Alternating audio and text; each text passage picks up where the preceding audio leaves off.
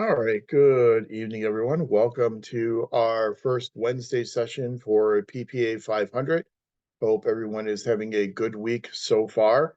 Um, and tonight, our primary focus is going to be on American government and kind of presenting this foundational information that's necessary so that everyone has the same starting point when you begin the PPA 500 course. But before we get into what we're going to do tonight, just first a thank you for your introductory posts. I've gone through and read through all those, and I really do appreciate you sharing with everyone else. Again, as a cohort, it's really important that everyone starts to get to know each other early on in the cohort, since you're going to be working together for the next 22 months. So thank you for those introductions. Also, we're going to try and incorporate breakout groups into some of our future sessions together. Now, we won't have time to do breakout groups tonight because there's just kind of a wealth of information we have to cover tonight. But in future weeks, probably if all goes well next week, in the second half of class, we'll do some breakout groups, and they'll allow you to work in small groups, maybe groups of 5 or so, and start to get to know your colleagues and start to work together. And I think that's a really beneficial thing moving forward as you proceed through the cohort and your future courses.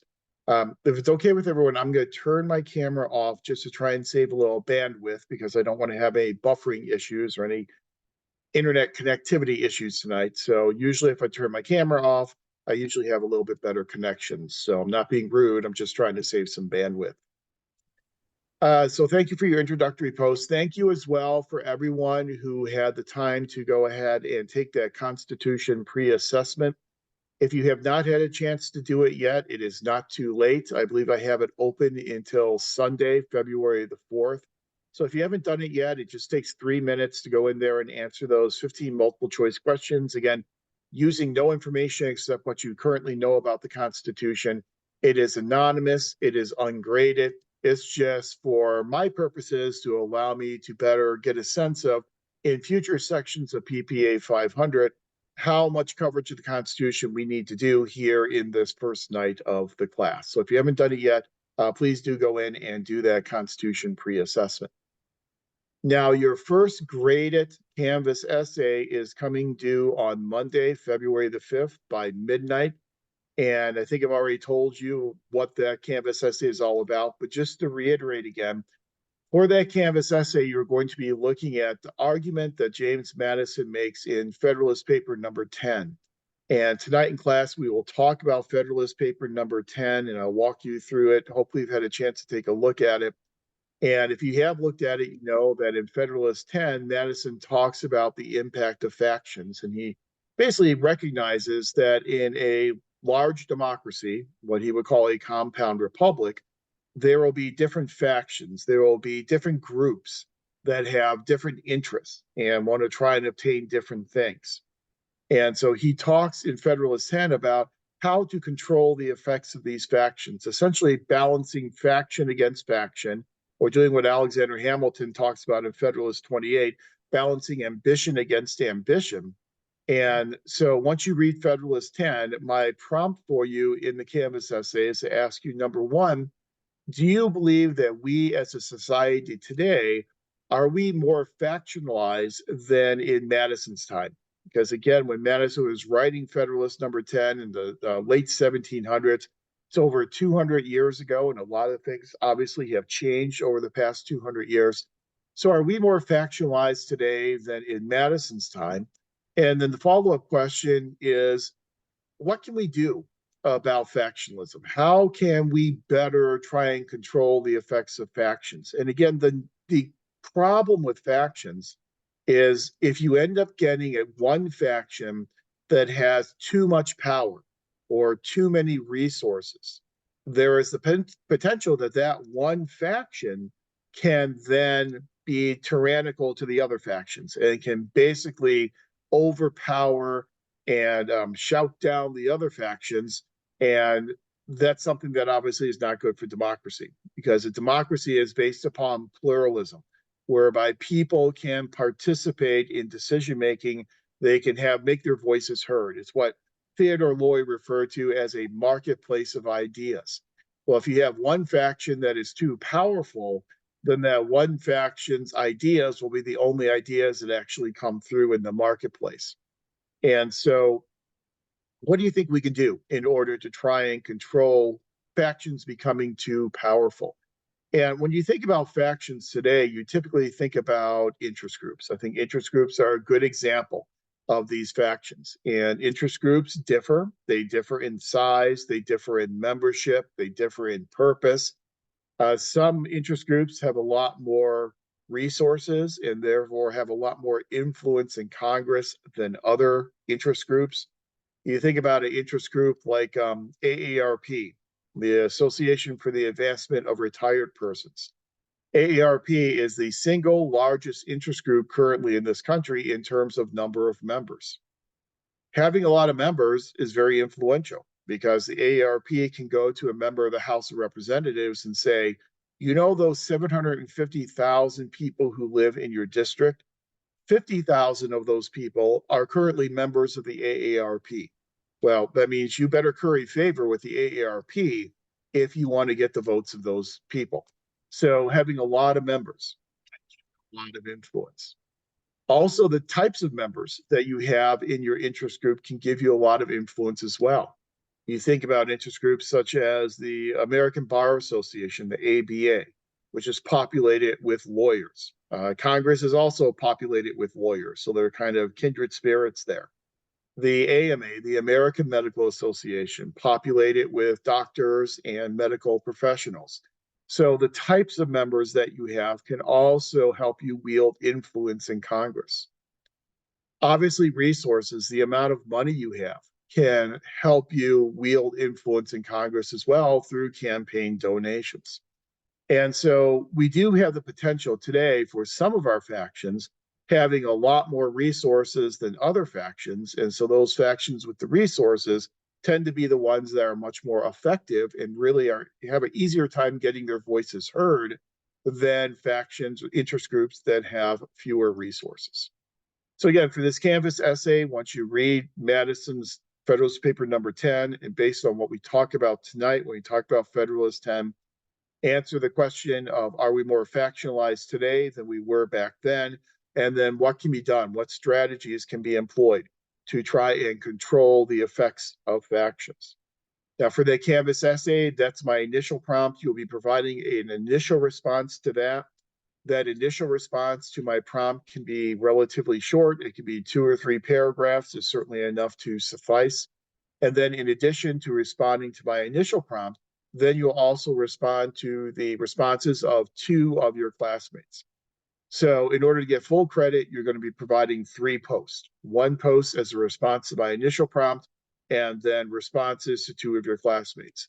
Those response posts to your classmates can obviously be much shorter than your initial response to me.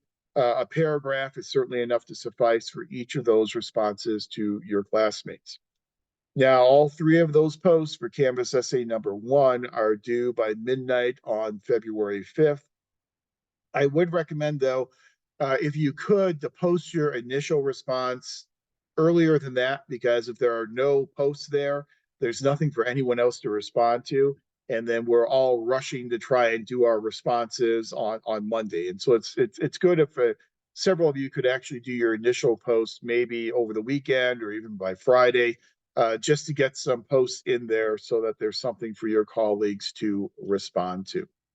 You are not required to use outside resources for your Canvas essay. You are allowed to, certainly, and you are welcome to if necessary, but you are not required to use outside resources.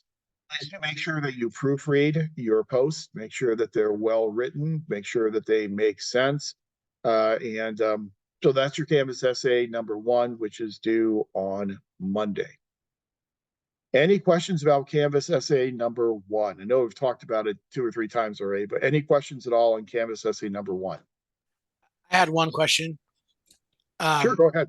Are we permitted to edit after we post the initial response or the initial essay? That's a good question. I believe that the edit function is available. I'll go and double check that, but I believe that there is an edit function that you can edit if you need to. If for some reason you want to change what you posted, or if you posted the wrong thing and you're not able to delete it, send me an email, and I'm sure I can then go in and delete it and allow you to repost. Okay, excellent. Thank you. Sure. Dr. Pell, you said don't use outside resources. So just use the stuff that you presented to us. Yeah, just use, what's in Federalist Paper number 10, what we talk about tonight. You can use outside resources. You're certainly welcome to if you would like, but if you don't use outside resources, I'm not going to take any points off of your essay. So it's completely up to you whether or not you use outside resources. Got it. Thank you. Sure. Okay, well then our agenda for this evening, and I guess the best way to say it is buckle your seatbelts because there's a lot of information we cover tonight, and by necessity, tonight is kind of lecture oriented. So you're going to hear my voice a lot tonight, and I apologize for that. I'm trying and streamline some of the information, but this is kind of a lecture-oriented session. Our future sessions will be much less lecture-oriented. We'll do breakout groups. We'll do more discussions. But we really need to get through this foundational information so everyone's on the same page as we begin the course. I think I told you before that back when I was department chair, I looked at where people came from in terms of their undergraduate majors. And whereas we do have some political science and history folks, and I read through your introductions, and so everyone who posted their undergraduate degree, thank you for that. And I know we do have some political science folks, we have some history folks, as always. But I know we also have people from other backgrounds as well. And we oftentimes have people coming in from a public health background, or sometimes a rec and leisure studies kind of a recreation community services type of background. We've even had engineers, and we've had people from English and all over the academic spectrum. And so I think it's helpful in our first night together to kind of create a common baseline of understanding of American government in terms of American political culture, American political institutions, and then the role of public administration within that culture and within those institutions. One of the themes that will follow us throughout this course will be the theme of the political environment of public administration. Since most of us are working in governmental agencies, we are working within political institutions in an inherently political environment. And so it's important for us to understand all the different American government concepts that have an impact upon what we do on a daily basis as public administrators. So that's the whole purpose of the class tonight. So what we will do is in the first part of the class, we will go through things like, again, separation of powers, federalism, all those things you learned about in American government and are probably very familiar with.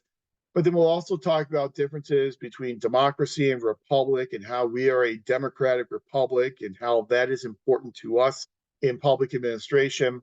Social contract theory, we'll talk about where the Constitution came from. We'll talk about the idea of power, and I'll give you a way to think about power from a theorist named John Gaventa that kind of gives us a little bit more nuanced way in which we're going to define power. We'll talk about the development of federalism and how our different levels of government have developed and how the relationships between those different levels of government have certainly changed over the past 200 years. And then we'll wrap up that discussion by talking about, or really answering the so what question. Well, we've presented all these ideas of American government. Well, so what? Why is it important for PPA 500? Well, it's important because it really does shape what we do as public administrators. And we'll talk about the importance of these principles of American government for public administration. Then the second part of class tonight, we'll turn our attention to the Constitution. And we'll talk through the Constitution. We'll go through the 7 articles and 27 amendments of the Constitution, because as public administrators, we have this qualified good faith immunity, whereby we are required to understand and not violate the constitutional rights and protections of people that we are dealing with.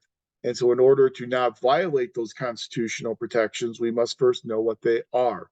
And so this is really the only forum that we have throughout the entire MPA program where you have the opportunity to actually sit down, go through the Constitution, and talk about the constitutional basis of public administration. So we will go through the Constitution. I won't go through every word of the Constitution. I don't want to torture you like that. But we will go through some of the highlights of the Constitution and the impacts of those highlights on public administration. And along the way, I will then also draw some similarities and some differences between the federal Constitution and the Constitution here in the state of California. Here in California, we have one of the lengthiest constitutions, not just in the country, but actually in the entire world. And so we'll talk about some of the different ways in which the California Constitution differs from the federal Constitution.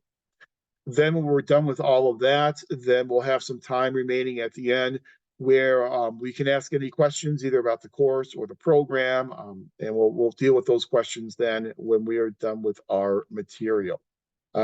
Probably going to take us the majority of our class session to get through all of the material, but hopefully we'll still be able to get out maybe about half an hour early or something like that. So we'll see how we progress. We'll see how things go. But again, I apologize in advance for the amount of talking I'm going to be doing tonight. It is kind of a lecture-oriented type of session. To participate, obviously, if I'm going to be asking you questions along the way, and to participate, you can participate either using text chat, and I have my text chat box open that I'll be keeping an eye on and monitoring throughout our course, so you can always comment in text chat, or if you want to use your microphone, that's also permissible as well. However you're comfortable communicating is absolutely fine with me. So, Dr. Pell, can I ask yeah, one housekeeping question? Sure, go ahead. When I tried to log on, the reason it took me a few minutes to get on was because I went to the class and then I tried to stream the course. But the only way I got in was to go to announcements and then click on the PPA 500 message. Yes. Am I missing something, or is there an easier way to do it, or is that the way we should do it? Yeah, you should do it through the link in the announcements. Yeah, Canvas has a Zoom stream. We're not using that. We're just, click on the link in the announcements, and that's how we'll do it going forward. Okay, perfect. Thank you. Sure, absolutely. So in our system of American government, as we know, the framers, when they wrote the Constitution, when they created this government, they really were dealing with different influences. But one of the primary influences that the framers were facing was the influence of having just come out of a monarchy. They're just coming out being influenced by the King of England. One of the reasons for revolution and for separation from England was the fact that colonists wanted to make their own decisions. And you had a king located across the ocean who was making decisions for colonists. So the colonists, when they had the Revolutionary War, when they put together the Constitution, they were very concerned about creating too strong of a centralized government. So there's a big concern about power. Who has the power and how much power government should have? And so our entire system of government is really predicated on the idea of limiting governmental power. So the two basic pillars of our system of limiting power are separation of powers and federalism. And I'm sure you are familiar with both of those terms. Separation of powers, as you know, is the horizontal limitation of power across the legislature, the executive, and the judicial branch. So by balancing, again, as Hamilton said, ambition against ambition, you could then limit the power of a level of government. The separation of powers is very much a horizontal type of limitation of power. Now, since Congress is discussed first in the Constitution in Article 1, a lot of political scientists have come to call Congress the first branch of government. That they argue there's a reason why the framers talked about Congress first. There's also a reason why Article 1 is by far the longest and the most detailed article in the entire Constitution. However, over the years, over the past 200 plus years, there really has been an ebb and flow of power between the different branches of government. At certain points in our history, presidents, very strong presidents, have dominated Congress. At other points in our history, strong leaders in Congress have dominated the president. So you think about presidents like Andrew Jackson, and obviously acknowledging some of the heinous and deplorable things that he did as president. One of the things that Andrew Jackson's known for is his belief that the president was the only nationally elected figure. And as the only nationally elected figure, the president then is essentially the first branch of government. And so the president should be the repository of governmental power. And Jackson interacted with Congress in many ways to further justify the presidency as being the seat of power. So you had some presidents like that. You then had other presidents who are called more reservist presidents, people like William Howard Taft. Taft really did tend to defer to Congress and defer to the Supreme Court. He really believed in taking a very reserved approach to presidential power.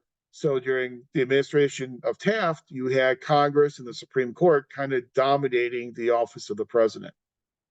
In Congress, we've had some very strong leaders who have worked hard to try and dominate presidents. One of the most famous speakers of the House was a man named Thomas Brackett Reed. And Thomas Brackett Reed was very well known for being kind of a micromanager. And he not only micromanaged the House of Representatives, but in many respects also micromanaged the office of the president. For some years, Joe Cannon was a very strong Speaker of the House as well. Some argue that Newt Gingrich, when he was Speaker of the House, tried to centralize power in the House of Representatives as opposed to centralizing power in a Democratic president.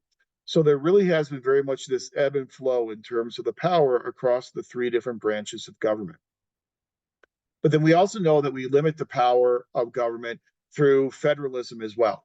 So federalism is this division of power and responsibility between our different levels of government. Now, in the Constitution, the national Constitution, the only two levels of government discussed are the national and state government. Local governments are not mentioned in the Constitution. Local governments do not have any protection or standing under the national Constitution. The only protection and standing that local governments have will come to them from state constitutions or from state laws. Sometimes we'll see voters, like here in the state of California, through the ballot box, will pass certain initiatives to try and certain referenda to try and provide local governments with a little bit more power through things like home rule and charter governments and things such as that. But when we're talking about the relationship between national and state government, we are talking primarily about a term called constitutional federalism. Constitutional federalism looks at how the powers, duties, and responsibilities are divided between those two levels of government, national government and state governments. Now, I am old enough that when I was in graduate school, the federalism course I took was called American Federalism. Those American Federalism courses now have, for the most part, become intergovernmental relations courses, much like the one that you'll be taking later on in this program. When we start to add local governments into the equation, we start looking at all three levels of government, we are then transitioning to the term intergovernmental relations. Most of our discussion of federalism tonight, even though we're talking about federalism, will be more along the lines of intergovernmental relations, recognizing the important role that these tens of thousands of local governments play in our federal system. And also recognizing the fact, as I read everyone's introduction, quite a few people work at the local government level. And that's really kind of the focus of our MPA program oftentimes, is really around that local level of government. So when we talk about federalism tonight, we're really going to be talking about all three levels of government, more aligned with the term intergovernmental relations. But the whole purpose is to try and limit governmental power, because the idea is power comes from the people. We like to think of ourselves as a democracy. We also like to think of ourselves as a pluralistic government, and pluralism means that everyone can participate in making decisions. There are avenues for people to participate. There's a very famous federalism scholar by the name of Morton Grodzins, which you may have read before. I don't know if you did or not, but Morton Grodzins has this theory known as multiple crack theory. And he says, our system of government is really very much one of multiple cracks, where there are all these different cracks, all these different avenues for people to participate in their own governance. thanks to all these different levels of government. So you can participate in your local school district or local city level, at the state level, at the federal level. You got all these cracks for participation. So we limit government and we limit the power of government, but we assume that people retain the power. This is the old idea of social contract theory from John Locke. And if you've had American government, I'm sure you read John Locke and Thomas Hobbes and Montesquieu and a lot of these other political philosophers. But John Locke really believed in social contract theory, that people enter into a contract with their government in which people give up some of their power, some of their liberties, some of their rights. And in exchange for giving up those powers, those liberties, and those rights, they expect that government will then utilize those power and those resources in a judicious manner in order to provide for the welfare of society. So just like any other contract, when you have two parties that are signing off on a contract, there are obligations expected of both parties. So people give up some of their power. Government then agrees to utilize that power in a judicious and fair manner to provide for the welfare of society. So if you are really predicating your system of government on social contract theory, you're probably going to have some elements of a democracy built into your type of government. And our government is both a democracy as well as a republic. And probably one of the most appropriate ways to refer to our system of government is as a democratic republic. So my question to you is, what is a democracy? A lot of countries around the world call themselves democracies. What's a democracy? What are the elements of a democracy?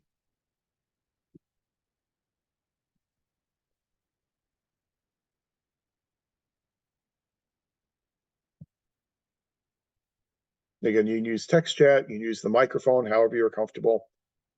What are the elements of a democracy? Everyone has a say. Yeah. I mean, power comes from the people. And so there are opportunities for people to have a say, to participate in their own governance, to participate in their own self-determination, to express their opinions. Again, very much like what Theodore Loy calls this marketplace of ideas. So democracy is predicated on the participation of the public in making decisions. So we have democratic elements in our system of government, but we have a lot of variation from state to state. Some states have more elements of democracy than other states do. Here in the state of California, we allow some pretty flexible ways in which people can engage in their own governance by placing issues on the ballot and then voting on those issues directly. So here in California, we have an initiative process and we have a referendum process. Initiatives are typically if citizens want to propose a new law or they want to propose a new constitutional amendment, they can circulate petitions. And if they get the requisite number of signatures on that petition, and the number of signatures is then confirmed by the Secretary of State's office, then that issue goes on to the next general election ballot, and people vote directly on that issue. So we are essentially legislating through the ballot box instead of legislating through the state legislature. So with those initiatives, there are different types of initiatives. If your initiative is to propose a new law, then if it's a proposed a new law that doesn't affect the Constitution, then the number of signatures you need to get should be equivalent to at least 5% of the number of voters who voted in the last gubernatorial election. So in current numbers, you're looking at about 546,000 or so signatures. And get that many signatures that are valid signatures, whereby the Secretary of State can look at the signature and say, yes, this person is a registered voter at the address that they provided, then you can get your issue onto the ballot. And then the Secretary of State's office will validate the issue, and then the issue will then get placed upon the ballot. If, however, the initiative you're proposing affects the Constitution, if it's a constitutional amendment, will in some way affect the Constitution, then you need to get at least 8%, the signatures equal to at least 8% of the number of people who voted in the last gubernatorial election. So it's a much higher standard. You're looking maybe about 870 some thousand signatures. So obviously the Secretary of State's office is not going to be able to go through all 800,000 plus signatures. That's impossible for them to do. So what the Secretary of State's office will do is they will take a random sample and they will then validate that random sample to make sure that those signatures are of people who are registered to vote at the addresses that they provided. They will then take the percentage of valid signatures for that random sample, and they can then extrapolate that to the entire number of signatures on the petition to make sure that you have the required number of valid signatures. A lot of petitions don't get validated by the Secretary of State's office because a lot of the rejection rate is too high, and they end up not having enough signatures, and they have to then go back to the drawing board and circulate those petitions again. The difference between an initiative and a referendum is that initiatives are usually for new laws or new changes to the Constitution. A referendum is oftentimes for changing an existing law. So the state legislature has already passed a law, and then people want to change that law. That would then be considered more of a referendum. But the presence of both initiatives and referenda mean that we have democratic elements in California that allow people to actually put issues on the ballot and vote directly and make decisions directly at the ballot box. Those are elements and examples of a direct democracy. Not all states have the same initiative and referendum process. Some states, even if they do have an initiative or referendum process, they have very high standards for qualifying something for the ballot. So instead of 5 or 8% like here in California, some other states may have a 20 or 25% signature requirement. And so it's a much higher standard, makes it much more difficult for people to exercise those direct democracy types of mechanisms. But when we have those elements of a direct democracy, I think you can make an argument that we are a democratic, lower D form of government. Now, we're not a purely democratic government. We are also a Republican form of government, small r. So what is a republic? What is a Republican form of government? I'm going to take a stab at it. Does that have to do with we don't have individual representation, but we have representatives or senators who do our voting? Absolutely, yeah. That's exactly what it is. That people, Chris, people choose their representatives. And so you go out there, you choose your representatives to serve on city council or on your local school board or in the state legislature or in Congress. When we elect people to then go and make decisions for us and they serve as our representatives, that's what's referred to as a Republican form of government. You've probably heard the famous quote from Benjamin Franklin when somebody asked him, "What type of government did you create?" And he said, "We have a republic if you can keep it." We are very much a democratic and a Republican form of government. So I think that we can really term our type of government more as a democratic republic. And I think that's probably a much more accurate way of characterizing the system of government that we currently have. So we are a democratic republic. As a democratic republic, we still believe in social contract theory from John Locke.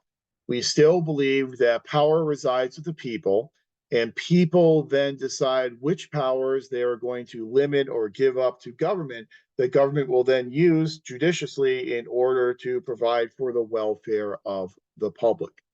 The framers were very concerned about government using power judiciously. And so that's why they built in a lot of the protections that we have, especially in the first 10 amendments of the Constitution in the Bill of Rights.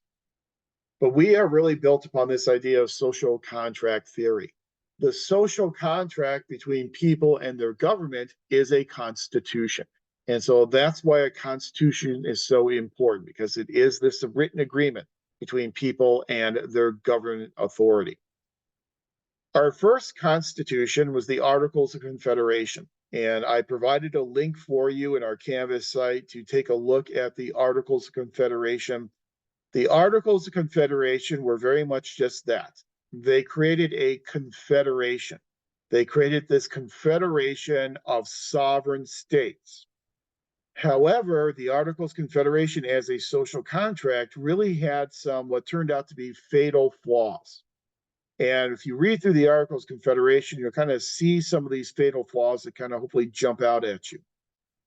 One example is that the Articles of Confederation refer to this confederation as a firm league of friendship between the states.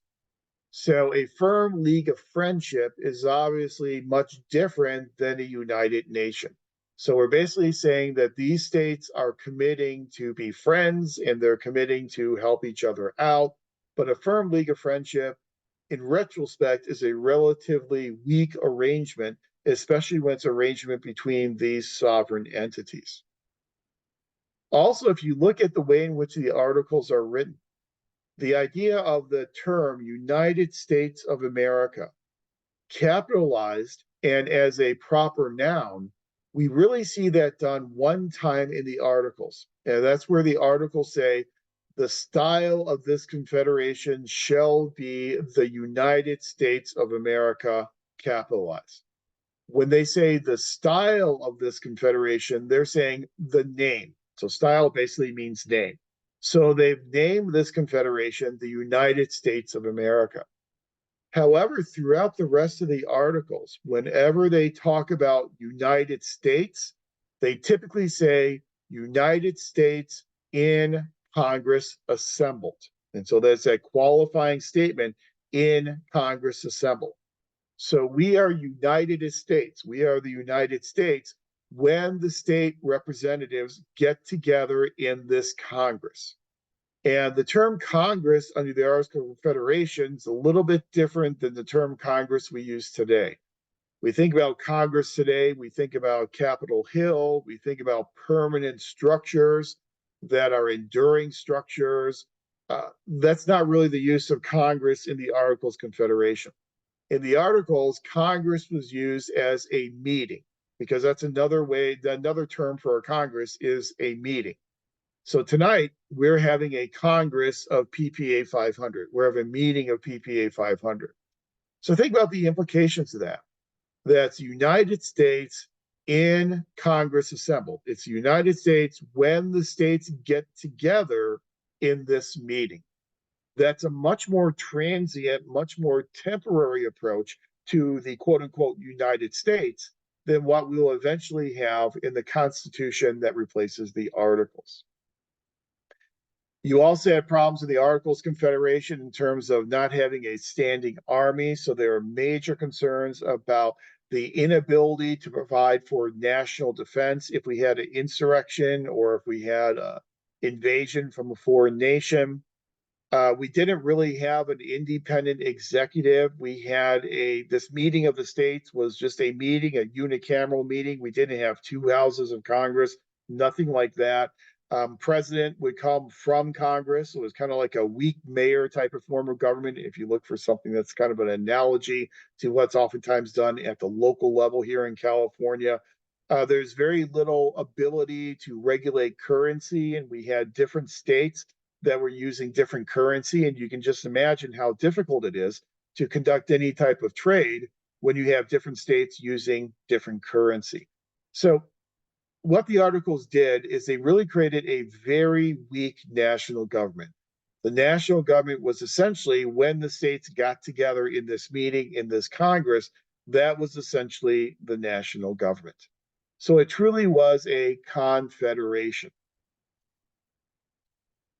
Some of these problems became very evident early on. And one of the really unifying problems in the articles we should mention is that even if you realize that the articles were flawed because we don't have a standing army, because we don't have regulated currency, even if you notice all those problems, in order to fix those problems, in order to amend the articles, you needed to have a unanimous vote of all the states. You can just imagine how difficult it is to get all the states to agree to anything. You know, I always like to say it's difficult if you have 13 people agreeing on where to go to lunch. It's difficult to get a unanimous vote on that. So imagine getting a unanimous vote on these very weighty types of issues. So even when you recognize problems, it was almost impossible to then fix those problems. That's why we ended up with the Constitutional Convention, because that's the only way to fix those problems. But as these problems start to emerge, the one that is really the overriding problem is the lack of national defense. And so we had a series of rebellions that were rebellions of farmers, because at that time, farmers were losing their farms because of unpaid taxes. So as the farmers were losing their farms, they were losing their livelihoods, they started to take up arms, they started to rebel against state government. And you had several of these rebellions. The one that became most famous was a rebellion called Shays Rebellion. And it's not the only one, but it's the one that, for whatever reason, became the most famous rebellion. And Shays Rebellion was a rebellion of farmers led by a retired Army captain by the name of Daniel Shays. And so this retired Army captain led this group of farmers in a rebellion against an armory. Eventually, that rebellion was put down, but it took a while to put it down. It was relatively messy to put it down. And it really galvanized public opinion around this idea that we've got an issue. And the issue is, if we have so much trouble putting down, with our state militia, putting down a rebellion of farmers led by a retired Army captain, what on earth are we going to do if we are then again invaded by a foreign nation? So the Shays Rebellion and all those similar rebellions that happen are kind of similar to what we refer to as a triggering event in public policy. So as you move on to your 670 class, your policy analysis class in the future with Dr. Matthews, you'll talk about the importance of triggering events in agenda setting for public policies. So typically, our public policies tend to be relatively incremental in nature, meaning that we typically just make small changes to our policies year in and year out. We sometimes change the amount of money we're spending on those policies. We tend to kind of tweak our public policies in small, incremental, marginal ways. However, when a triggering event occurs, that triggering event will then prompt us to make a major change to the way in which we are addressing that issue or that problem. One of the largest triggering events over the past 30 years in this country, obviously, was September 11th. And when the terrorist attacks occurred on September 11th, it really galvanized public opinion around the idea that we need to change the way in which we're dealing with Homeland Security policy. So it led to the creation of the Department of Homeland Security, led to the creation of the TSA, all these limitations placed upon air travel, eventually led to the creation of the Real ID Act in the Bush administration, requiring states to come up with these uniform characteristics on their identification, on their driver's licenses, in order to qualify for federal air travel. So it really was a sea change to the way in which we dealt with Homeland Security and air travel. And that came primarily as a response to that triggering event of September 11th. So Shays Rebellion and the other rebellions were kind of triggering events that then led people to say, we need to amend the articles. And the only way we can really do it is through holding a constitutional convention.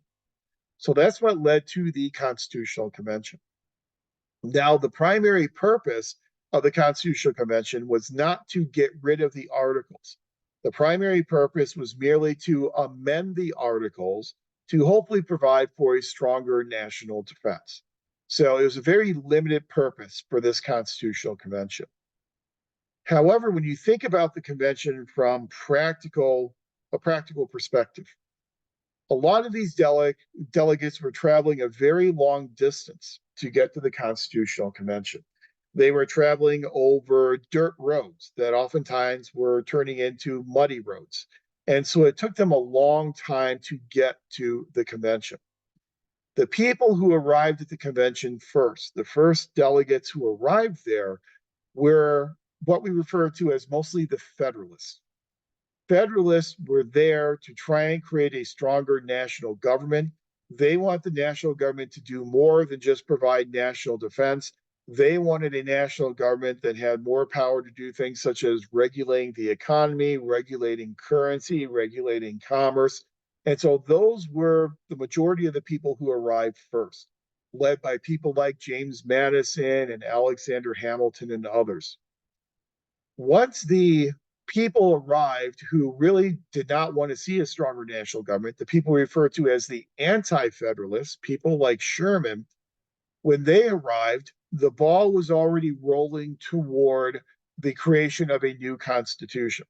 And so it was very hard for those anti-federalists to stop that momentum and say, no, no, no, we are just going to amend the articles. It was difficult then for them to stop that train once it was already rolling down the track, so to say. When you think about these delegates and who these delegates were all white, they were all male, and they were all property owners. Essentially, these delegates at the convention were what we refer to as the creditors.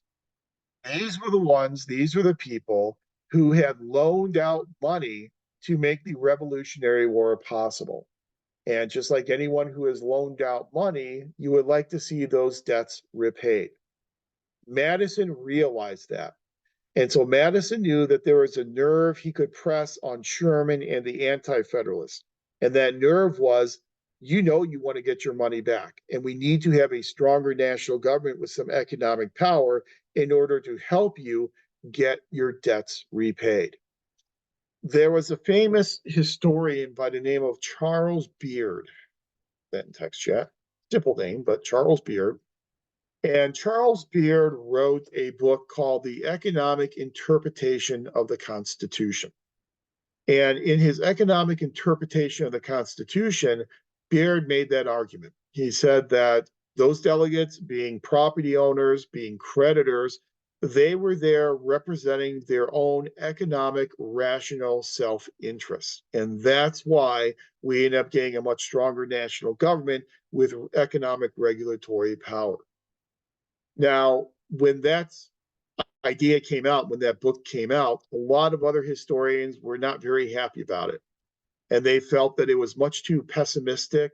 They felt that it didn't give the delegates enough credit for being there for altruistic reasons.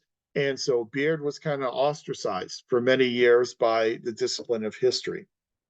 But in retrospect, where the field kind of came to agreement is that yes, there was a economic interest involved. However, the framers were not only there for their own individual self-interest, but they were also there for the economic interests of their states. And they were there trying to represent the economic interests of their states, not just their own rational self-interest. But whatever the reason, Madison and the Federalists were very successful at convincing the delegates that we needed to replace this flawed Articles of Confederation with a brand new constitution that created a much stronger national government. So what the delegates did at the convention is they created this new social contract. They created this new constitution that was really very much of an amalgam of compromises. And you see one compromise after another in the Constitution. And the compromises were designed to essentially deal with three main conflicts that were going on between the delegates at the convention. Your first major conflict between delegates was a conflict between the delegates representing large states versus small states. So you had some delegates there representing large states such as Virginia, New York, Pennsylvania, the much more populated, much richer types of states. Then you had people representing smaller states such as New Jersey. Large state representatives obviously wanted Congress to be represented with proportional representation. They wanted that representation in Congress should be based upon the population of the state. That scared the heck out of small states who felt that obviously they would then be not heard in Congress if they had so many fewer representatives. So small states wanted to have equal representation in the newly created Congress. Large states put forth the Virginia plan calling for proportional representation. Small states put forth the New Jersey plan calling for equal representation. And as we all know, we resulted with the Great Compromise, otherwise known as the Connecticut Compromise. The Connecticut Compromise created a bicameral legislature, a lower house, the House of Representatives, based on proportional representation, and then an upper house, the Senate, based upon equal representation. So that is the first compromise that we see in the Constitution. In Article 1, it appears very, very quickly at the beginning of Article 1, establishing a House and establishing a Senate. Then throughout the rest of Article 1, Article 1 then discusses all the particulars of the House of Representatives and the Senate. So that's our first compromise that we have built into the Constitution. Then the second compromise that we have built into the Constitution would be to try and deal with the differences between slave states and non-slave states. And the difference between non-slave states and slave states is obviously the institution of slavery. And Southern states, slave states were really, their entire economic system was predicated upon this institution of slavery. Non-slave states, oftentimes more northern states, they were obviously not wanting to see the institution of slavery in the Constitution. They want to limit the institution of slavery. And so you've got these two different factions coming into conflict with each other. So the framers had to come up with compromises in order to try and deal with this conflict. So the compromises they came up with obviously were compromises that we are not proud of today. They are compromises that certainly devalued the value of a human being. They are compromises that really led us to eventually the Civil War. The first compromise was the 3/5 compromise in Article 1, Section 2, saying that for purposes of representation, enslaved persons are equivalent to 3/5 of a free person for the purpose of representation in the House of Representatives. The second compromise was a compromise that prohibited any laws that would ban the slave trade, and that occurred in Article 1, Section 9, that you could not pass any laws, Congress could not pass any laws that would eliminate the slave trade until at least the year 1808. So again, those are the two compromises that were done in the convention in order to deal with this slave state versus non-slave state type of conflict. But as we had said, what they did is they just sped us along the road then toward the Civil War. The second compromise prohibiting banning the slave trade was just kind of an instance of the delegates not being able to come to an agreement and then punting the issue to a future generation. So we just won't do anything about the slave trade until 1808, and then we'll allow future decision makers to then arrive at a compromise on that. Then our third conflict is the one we already mentioned, the conflict between Federalists and Anti-Federalists. Federalists who wanted to see a stronger national government that had power to do more than it had under the Articles, and then the Anti-Federalists who were strong believers in state sovereignty and really feared an overly powerful national government. As we had also mentioned before, Madison was really the leader of the Federalists in terms of getting the Anti-Federalists to admit that they wanted more out of the national government than just national defense. And once he was able to get them to admit that, it was essentially game over. The Articles were dead, and then we had a new constitution. Not to oversimplify things, but that's kind of the strategy that Madison used in the convention. So some of the compromises that we get built into the Constitution in order to placate both Federalists and Anti-Federalists. In Article 1, Section 8, we have this compromise between what are called enumerated powers and then the elastic clause of that section. So in the enumerated powers in Article 1, Section 8, we list specific powers that Congress has. So powers such as the ability to raise revenue, to collect taxation, the ability to raise armies and navies, the ability to declare war, the ability to regulate commerce between the states, ability to establish post offices, and so on and so on. When you enumerate powers, when you list these powers, you are by definition limiting power, because the assumption here is if a power is not listed, if a power is not enumerated, then that power does not belong to Congress. So by listing these powers specifically, you are limiting the powers of Congress. So by doing these enumerated powers, it's really very much of a nod to the anti-federalists to try and control Congress from becoming too powerful and then treading on state sovereignty. But then at the end of Article 1, Section 8, we end up with what's called the elastic clause. The elastic clause is the necessary and proper clause, that Congress shall make all laws necessary and proper for carrying and execution the foregoing powers, ... Basically, what the elastic clause says is Congress can do whatever it deems to be necessary to do in order to do all these enumerated powers that were listed earlier in Article 1, Section 8. The elastic clause is what Congress has used over the years to expand its power over state governments, that in combination with its ability to regulate commerce. So with this elastic clause, it's a pretty broad grant of power to Congress to do whatever it needs to do in order to do its job. So in most of Article 1, Section 8, you have limitations on Congress, which was really promoted by the anti-federalists. But then you get this elastic clause, which is really much more in line with the Federalists and their belief in creating a stronger national government. So kind of contradictory language, but it's there as a compromise between the Federalists and the anti-Federalists. In Article 6, Paragraph 2, we see this supremacy clause, which says that the Constitution, laws, and treaty of the United States shall be the supreme law of the land. That supremacy clause is a very strong pronouncement of national government power, because it essentially says when the national constitution comes into conflict with state constitutions, the national constitution, national laws will win. This supremacy clause is certainly along the lines of what the Federalists wanted to see in terms of the strength of the national government. So much so that the supremacy clause really scared the heck out of the anti-federalists. And so you had anti-federalists who were opposed to the Constitution.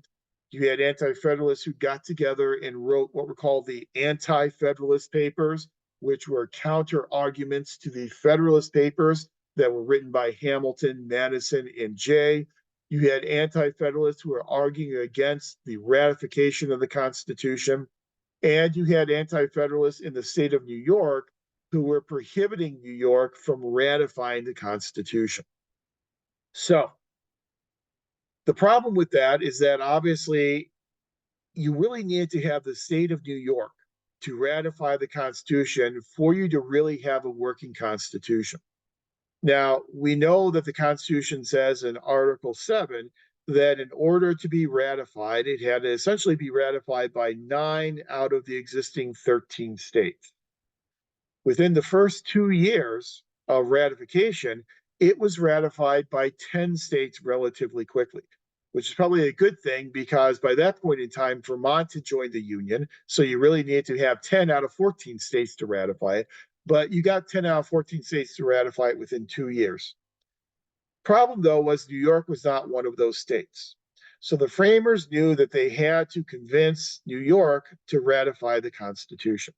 So there were 2 strategies that were used to get New York on board with ratifying the Constitution. The first strategy was to amend the Constitution.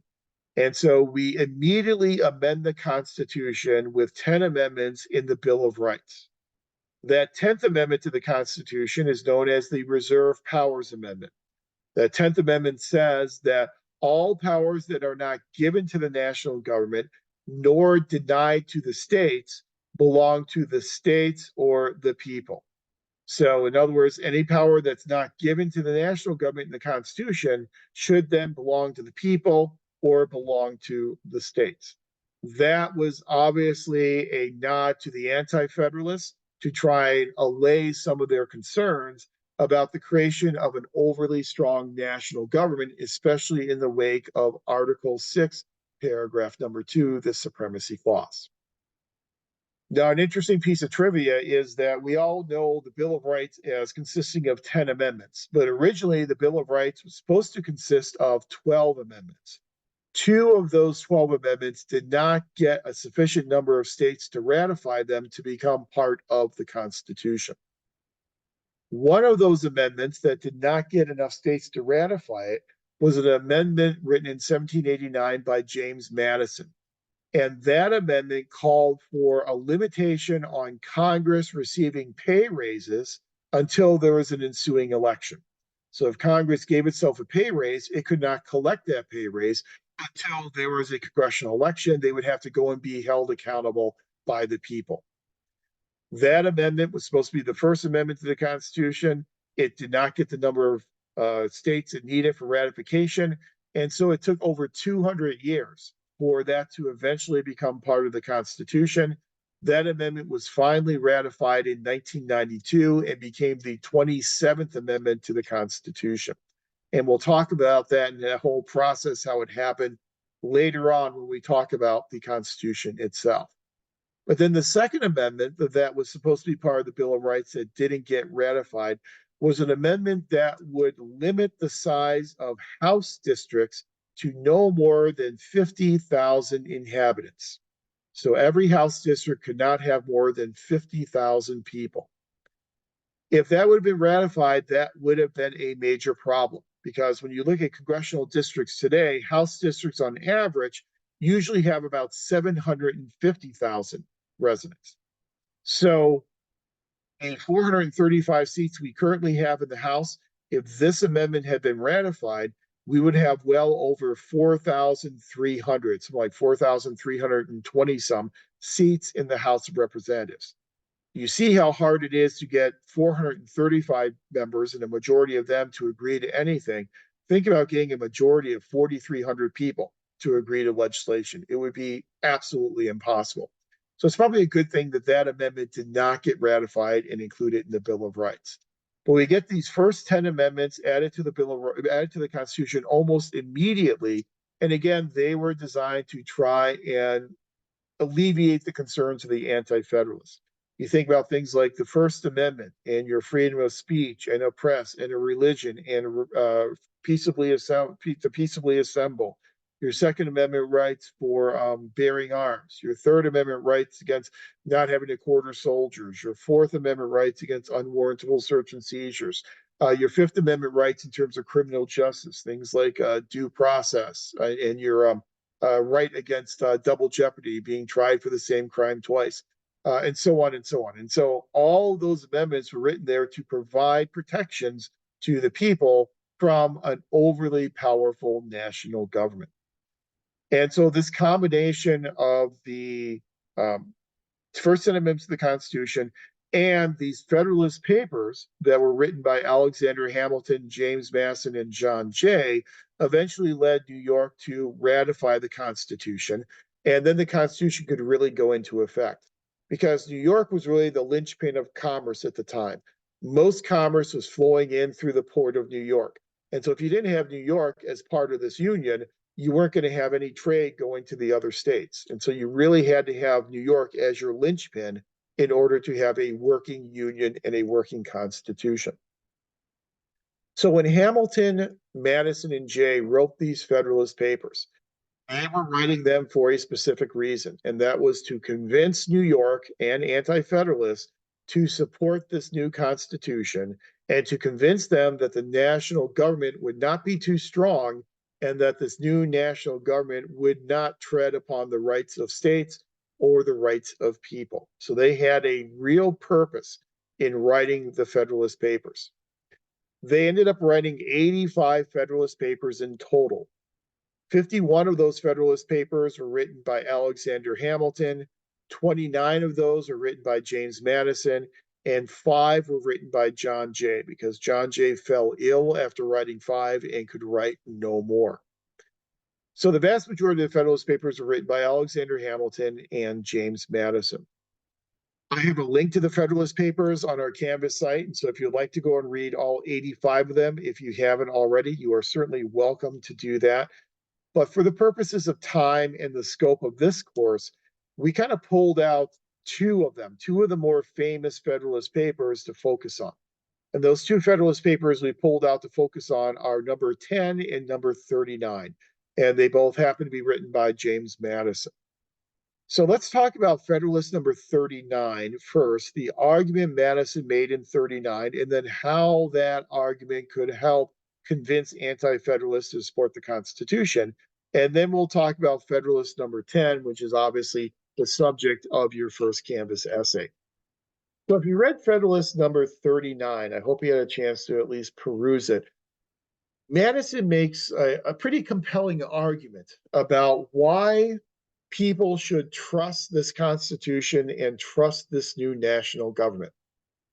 The first approach that he takes is he says essentially, don't be afraid of this new national government. Don't be afraid of this Constitution because it is somewhat similar to what you already have in your respective state. So take a look at your state. When you look at your state, you have term limits for your state representatives and for your governor that are not terribly unlike the term limits that we have for members of Congress and for the president. Yes, the president serves a 4-year term, but several other states have their governors with 4-year terms. Some states actually have a longer term for their governors. They actually have 6-year terms and 7-year terms for their governors. So this is nothing unusual for you. Yes, members of the Senate serve 6-year terms, but in some of your legislatures, your members of the legislature also serve 6-year terms and sometimes even longer terms. So he basically says, don't be afraid of it because it's similar to what you already have in your states. Then the second argument he makes, which I think is the more compelling argument, is he deconstructs the Constitution into its component elements. And he does that for the purpose of trying to look at if the Constitution is either what he calls federal or national in nature. Oh, I misspelled national, but I'm typing and talking, so I apologize for that. But is it federal in nature or is it national in nature? So what he means by that is he means if it is federal, then it is dominated by the states. So the aspects of the Constitution that are federal protect states and provide states with protection for state sovereignty. The parts of it that are national are more individual and they're more creating power for the national government. So his whole goal is to show these folks that the Constitution is not a national document, that it's really an amalgam of both a federal as well as a national approach. So the way in which he did that is he said, let's break up the Constitution into its component elements. So he starts out with the first element. And the first element is, how was the Constitution created? Who created the Constitution? And what he found is that the Constitution was created by the states. Think about it. The states came first. So you had state governments before you had a national government. And also the state governments, they are the ones who ratified the Constitution. They are the ones who send delegates to the Constitutional Convention. Those delegates are there not as individuals, but they were there as representatives of their respective states. So in essence, he is saying that in terms of forming the Constitution, it was done by the states. So therefore, the creation of the Constitution of the new Union is inherently federal in nature. Now, I think that was a compelling argument for the anti-federalists. The problem, though, and this is something that obviously Madison couldn't necessarily foresee, but his argument that the states created the Union really then laid the seeds for the eventual secession of the Southern states to begin the Civil War. Because that is the same argument that Southern states used to say it was constitutional for them to secede from the Union. They literally looked back at Federalist 39 and said, Madison said so. He said that we created the Union. So therefore, if we created the Union, we can then leave the Union. And again, that wasn't an intention of Madison to lay the seeds for a civil war, obviously, but that's just kind of the result of that argument that he made. Then he moved on and said, well, let's look at another aspect of the Constitution. Let's look at the extent of power and who has the power under the Constitution. So he says, well, the president's going to have power under the Constitution, but who elects the president? the Electoral College. Well, who decides who the electors are in the Electoral College? The states do. And so he says the states will ultimately end up selecting the president. And so, states, you have a lot of say in terms of who becomes president. So let's look at Congress. In Congress, we have a U.S. Senate. That Senate, the representatives in that Senate are selected under the original Constitution by state legislatures. So, states, you get to directly choose who will be the senators serving to represent you in the U.S. Senate. So, you can't get much more federal than that.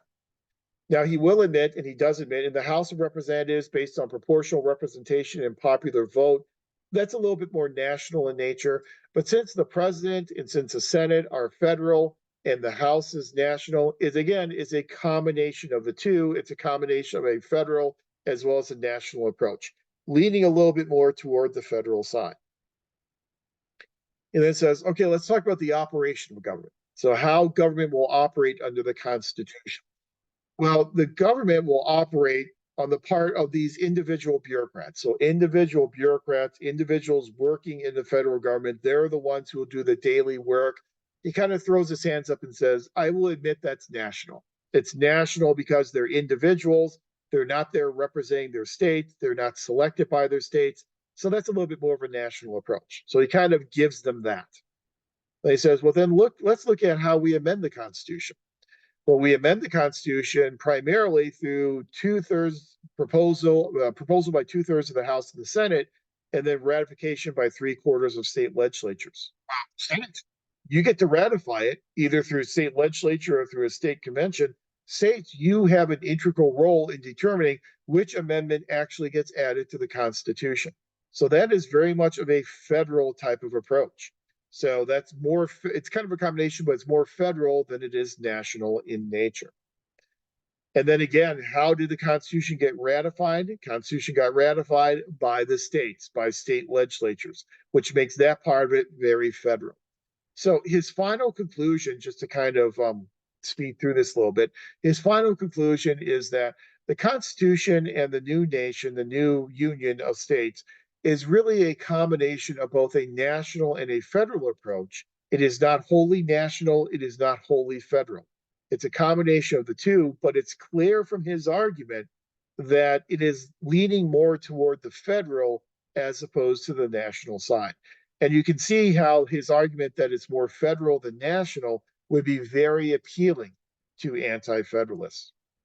So that's kind of the argument he makes in Federalist 39. I think it's an interesting argument. It's an argument that's kind of made like a social scientist, where he takes a problem, he deconstructs it into its component elements, he analyzes each one of those component elements, and then he extrapolates those results to his conclusion.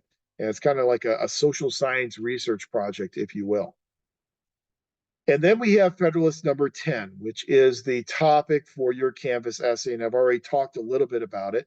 But in Federalist number 10, Madison lays out for us again, kind of like he did in other Federalist papers, this idea of a compound republic. Now, the prevailing political philosophy at the time was for what was referred to as a compact republic.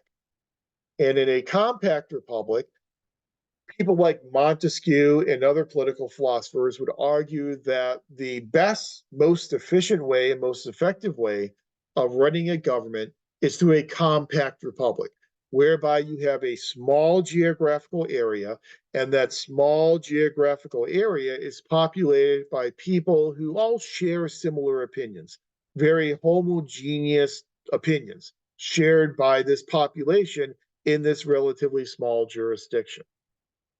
Montesquieu and others believe that is the best way to organize a government, a compact republic. Madison countered that with his theory of a compound republic, which is, I'm going to use a pun here, somewhat revolutionary at the time, but it was revolutionary. And what Madison argued with the compound republic is that no, we can govern a large jurisdiction, a large area that consists of people with a lot of different opinions. We can have a much more heterogeneous population with heterogeneity of opinions and perspectives in a much larger type of jurisdiction. And he argues the way you can do that is by balancing one opinion against another opinion. So in his compound republic, that type of a democracy, it will foster conflicts. So conflicts will occur within a compound republic. Those conflicts, that was the primary concern of Montesquieu and others with the compact republic. That's why they wanted a compact republic.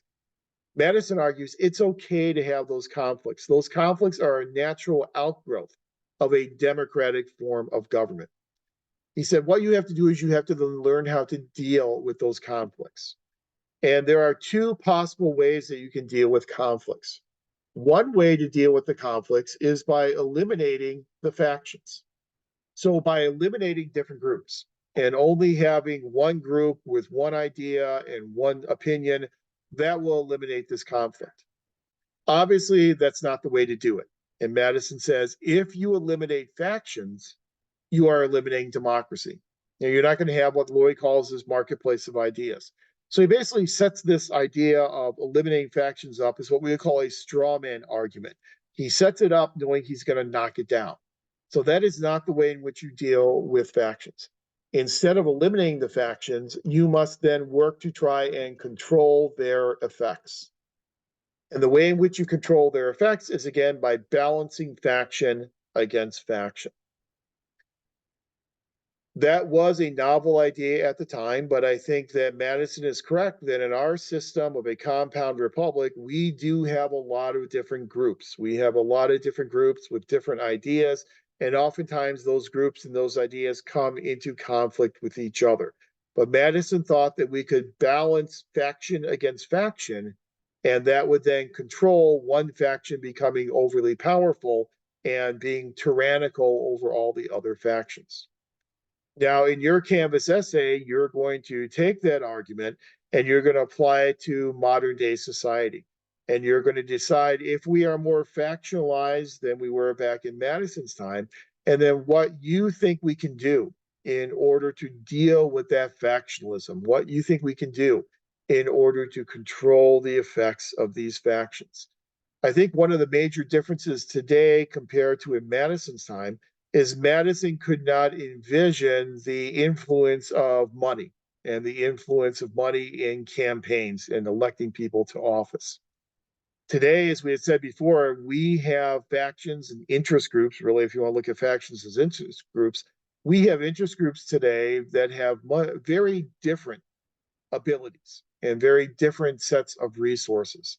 And so when you do have one interest group that is able to donate through bundling or however they want to do it, millions upon millions of dollars to members of Congress, that is going to influence the decisions of those members of Congress, as opposed to a faction that lacks those type of resources. So I do think today there is much more potential for one faction to become overly powerful and to then try and silence those other factions and those other interest groups. But that's all I'm going to say about it for now, because I don't want to taint what you were saying in your Canvas essays. So, but in your Canvas essay, reread Federalist Paper number 10 based on what we talked about with it tonight and your understanding of current society, modern society. Answer those two questions. Are we more factionalized today? And then what can we do to better control the effects of those factions? But again, those are just two Federalist Papers, number 10 and number 39. Number 51 is also another very influential one. Number 28 is one of Hamilton's most influential. And there are about 10 or 12 Federalist Papers that over the years have really kind of risen to prominence above the others. But they're all available for you to review. And I've also provided a link to the Anti-Federalist Papers as well, if you're interested in reading some of those Anti-Federalist Papers and some of the countervailing arguments that those anti-federalists made to try and counter the arguments that Hamilton, Madison, and Jay made in the Federalist Papers. But as we all know, basically to the victor go the spoils. And so the Federalists basically won the day. They won the argument. The Constitution got ratified. A much stronger national government was created. And so that's why typically in courses we read the Federalist Papers and oftentimes don't even mention the Anti-Federalist Papers. But if you're interested for your own edification, they are available for you to review as well. So the Constitution gets ratified, but this ratified Constitution really at its very heart deals with the idea of power, limiting power on the part of government. How can we make sure that government does not become overly powerful and does not tread on the rights of sovereign states, tread on the rights of individuals? So we've talked a lot over the past hour, 20 minutes about this idea of power. I think we all feel we have a pretty good sense of what we mean by power. But what I'd like to do here before we take a break is to really delve into this idea of power and to really talk about what power is and different ways that we can define power. But to start the discussion, my question for you is give me a definite, or not question, a statement, give me a definition of the word power. What do you think of when you think of the word power? And there are no right or wrong answers, but what does power mean to you?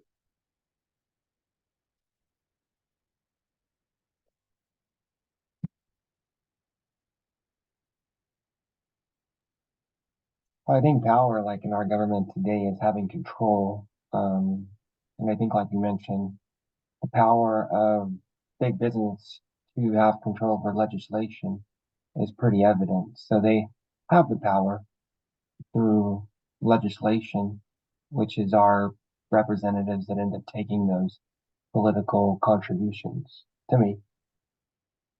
Yeah, absolutely. I would agree that it really revolves around the idea of power, really revolves around the idea of being able to influence people, being able to influence others. As everyone's saying here in tech chat, that's all very much correct. Ability to control matters, control, ability to enforce things. You know, it's an element of control, authority to compel people to do something you want, influence of the masses. Absolutely.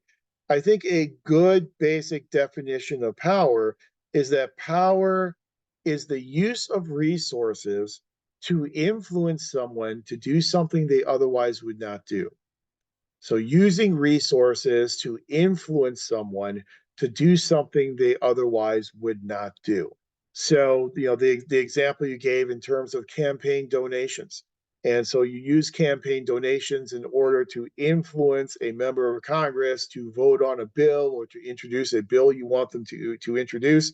You're certainly using resources in order to influence them to do something they otherwise would not do. And so I think that that is an element of power. You think about things such as mandates, and some of you in your jobs deal with federal and state mandates. A mandate is an exercise of power.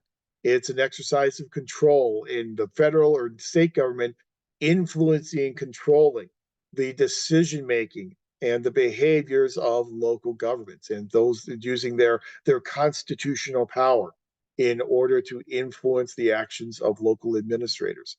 So I think that's a pretty good definition, using resources to influence someone to do something they otherwise would not do. But let's kind of put a little more nuance on it. And I like to talk about a scholar by the name of John Gaventa. And if you have taken any sociology classes and talked about the idea of power in society in those courses, you may have been introduced to John Gaventa. But John Gaventa was really fascinated by this idea of power. And as a good social scientist, he decided in order to really understand power, I really need to do some case studies and really see how power is being exercised in real life on the ground. And so what Gaventa did is Gaventa went into some coal mining towns, a coal mining town in rural Tennessee and a coal mining town in rural Kentucky. And he went into those towns in order to do a case study analysis. And the reason why he picked those coal mining towns is that he saw the coal mine owners effectively exercising power over the miners. And they were effectively exercising power over the miners by getting the miners to do things that were otherwise not in their own rational self-interest. They were influence them to do something they otherwise would not do.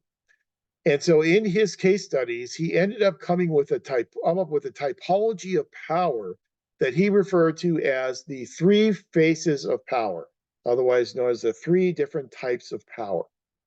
So in this typology, the first face of power, and this is my term, but the first face of power he talks about is kind of an overt power. In an overt power, this is the least dangerous type of power because both parties in the power relationship know exactly what is going on. So the one who is exercising power knows that they're influencing someone else, and the one who is being influenced knows that they are being influenced. So both parties know what's going on, and so he terms overt power, the first phase, as being the least dangerous phase of power.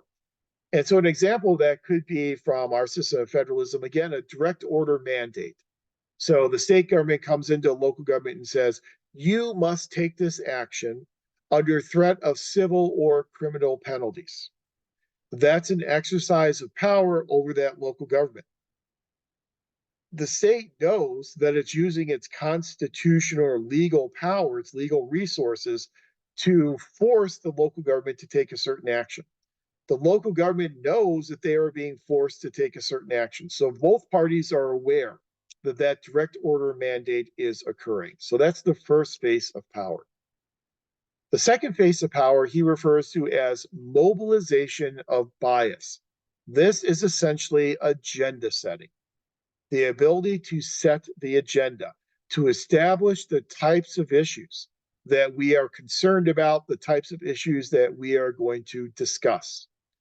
So in agenda setting, what he saw going on was obviously these coal mine owners, through their campaign donations, were able to keep issues of mine safety off of the agenda of the Kentucky and the Tennessee state legislatures. As long as those issues never made it onto the formal decision-making agenda, the legislatures would never pass any laws affecting mine safety.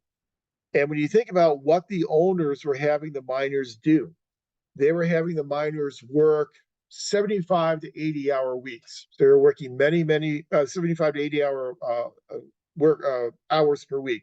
They were working very long hours.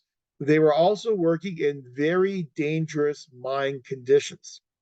If you know anything about coal mining, you know that coal mines have this propensity for exploding, that the mining process itself ends up releasing gases into the mine.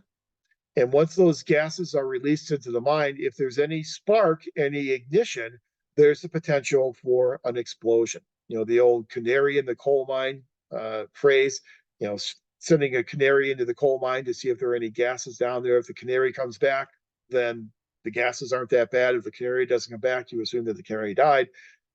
Those gases, once they are released through the mining process, if they come in contact with ignition, you have an explosion. So there, yeah, exactly. It's very much an absence of transparency. The mine workers, all that they knew is they knew that mine safety legislation was not being passed by the legislature. They were not sure why it was not being passed. They were not sure why you didn't have safety protocols in place. For the process of keeping the explosion risk down in mines, there's a process known as mine dusting. And what you can do is you go in there and you dust the mine, you powder down the mine. And by dusting, powdering the mine, it then prohibits the gases from really being released and being released into the air of the mine. And if you don't have the gases, then even if you have ignition, you're not going to end up having an explosion. But the problem is that mine dusting costs money. Not a whole lot, but it costs money. And so it cut into the profits of the coal mine company. And so they were prohibiting the state legislature from discussing issues of mine dusting and other issues of mine safety. So because of this, yeah, it is much cheaper just to donate to a politician. And as everyone said, yeah, this is where a lot of those black lung issues come from, is that there were no protections to protect these miners from being exposed to all this material in the air in those mines. And so absolutely. That's why miners' lives tended to be very short. If you were a 60-year-old miner, that was kind of unusual. And you consider yourself to be relatively lucky, as you didn't die from black lung yet, and you also weren't involved in a mine collapse. You weren't involved in a mine explosion. But this is a more dangerous type of power because of the, as was said, the lack of transparency. Since both parties don't know that power is being exercised, it becomes a more dangerous exercise of power. But the most dangerous exercise of power, he found, is this third face of power, which is co-optation. Co-optation is when one party is able to replace the opinions of another party with their own. So what the coal mine owners were able to do is they were able to convince the workers that it was in their best interest to work 80-hour weeks. It was in their best interest for the mine owners to not dust the mines. It was in their best interest to get paid with tokens as opposed to money. And that's what was going on in these mining towns is at the end of the week, you would get paid with tokens. Those tokens were only redeemable in the company store, the general store that was owned by the company. And that's the only way you could use these tokens. So the company was ended up getting their money both ways. So they would get their money back by running this general store, this company store. So they were able to convince the mine workers that what's essentially in the interest of the coal mine company is also in the interest of the coal mine workers. That is what's known as co-optation. And when someone is able to co-opt the opinion of someone else, replace that person's opinion with their own, that is the most dangerous because those folks who are being co-opted usually don't even realize that they're being co-opted. They have no idea that that power is being exercised over them. Well, my favorite question is always, so what? Well, so what? This is an interesting theory. It's an interesting to talk about this typology from Gaventa. Why is it important to us? It's important to us because as we go through our future class sessions, we're going to talk a lot about the issue of power. Whether we're talking about, like we will after a break, talking about mandates and different types of grants as an exercise of power from the national government over state and local governments. When we talk about accountability and ethics next week, and we talk about holding people accountable for their actions and why elected officials oftentimes don't want to be involved in that process. We will talk about power. We'll talk about things like the principal agent relationship and how that power relationship sometimes skews the way in which we are able to achieve ethical adherence. When we talk about the differences between public and private organizations, we will talk about things like the power of coercion that is elemental to a government and how that power of coercion that comes from sovereignty really sets public organizations apart from their private sector counterparts. We'll talk about power when we talk about things like managing fiscal resources and how sometimes money is power, especially for government agencies. And so this idea of power is going to follow us through all of our future class sessions. And as we talk about these different exercises of power, think about this Gaventa typology and think about what type of power is being exercised here. And we talk about the role of public administrators in policy analysis. We will talk a lot about the agenda setting stage in policy formulation. That's an exercise of mobilization of bias. That's the exercise of agenda setting. That's the second phase of power. So just kind of keep this typology in the back of your mind because we will return to it as we move through some of our future class sessions. But I really do like Gaventa because, again, he provides for us this much more nuanced definition of what power is, that there are different types of power, and power can be exercised differently by different people and organizations in different situations. So that really does lend our focus on what I've always said is my favorite answer, which it depends. How power is exercised is really going to depend upon who's exercising it and the context of the situation in which they are exercising that power. Okay, I've been talking for a long time now, and you've been listening for a long time now. So I think we could all stand a little bit of a break. I don't know about you, but I could use a little break. So it's about 7:35. Let's go ahead and take about a 15-minute break. If we come back we will come back at 7:50. When we come back at 7:50, we will turn our attention to talking about the development of separation of powers and federalism and what that means for public administration. And then I have a slide to kind of tie it all together. And what does this understanding of American government and separation of powers and federalism, what does it all mean for what we do as public administrators? What does it all mean for the decisions our organizations make and how our organizations behave. So we'll kind of, wrap up that so what question. And then once we do that, then we'll move into looking at the Constitution. We'll go through the Constitution, hit the highlights of the Constitution, and that will then wrap up what we will be covering for this evening. So take 15 minutes, come back at 7:50, and we'll get into federalism.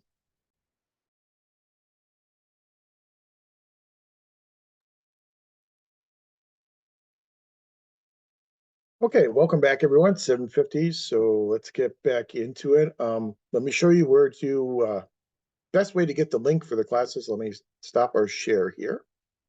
And I'll have to share my screen here so I can get into our, well, in fact, let me go ahead and make sure that I'm there. Give me 1 second here and now, okay, it is there. So let me go ahead and share my screen and then I'll show you easiest way here. So, of course, make sure I'm in the right one. Okay. So here is our course. This is my view, so it probably looks a little bit different. But if you just click on announcements, then I have a welcome announcement here. And in the welcome announcement, then I've got the links for you for each.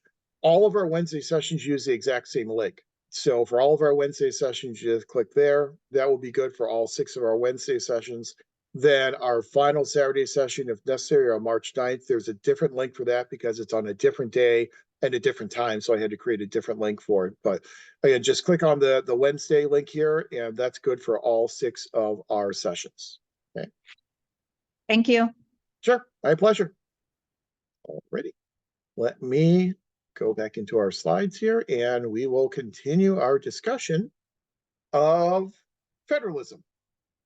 Okay, you should be able to see the slides now. As we talked about, our entire system is really predicated on this idea of the limitation of power. And we're limiting power of government. And so the 2 ways we limit power, separation of powers and federalism. I think we all have a really good idea of separation of powers. It's something that we kind of grew up with and we've learned about all the way from elementary school. So I think we have a good sense of that. Unfortunately for us, though, federalism is oftentimes not covered quite as much. And I think we oftentimes have a little bit more of a vague understanding of the relationship between the different levels of government. So I thought it's instructive for us to spend a little bit of time talking about how our system of American federalism developed over the past 200 years. Because federalism is very much of a dynamic concept. It's just like we talked about separation of powers.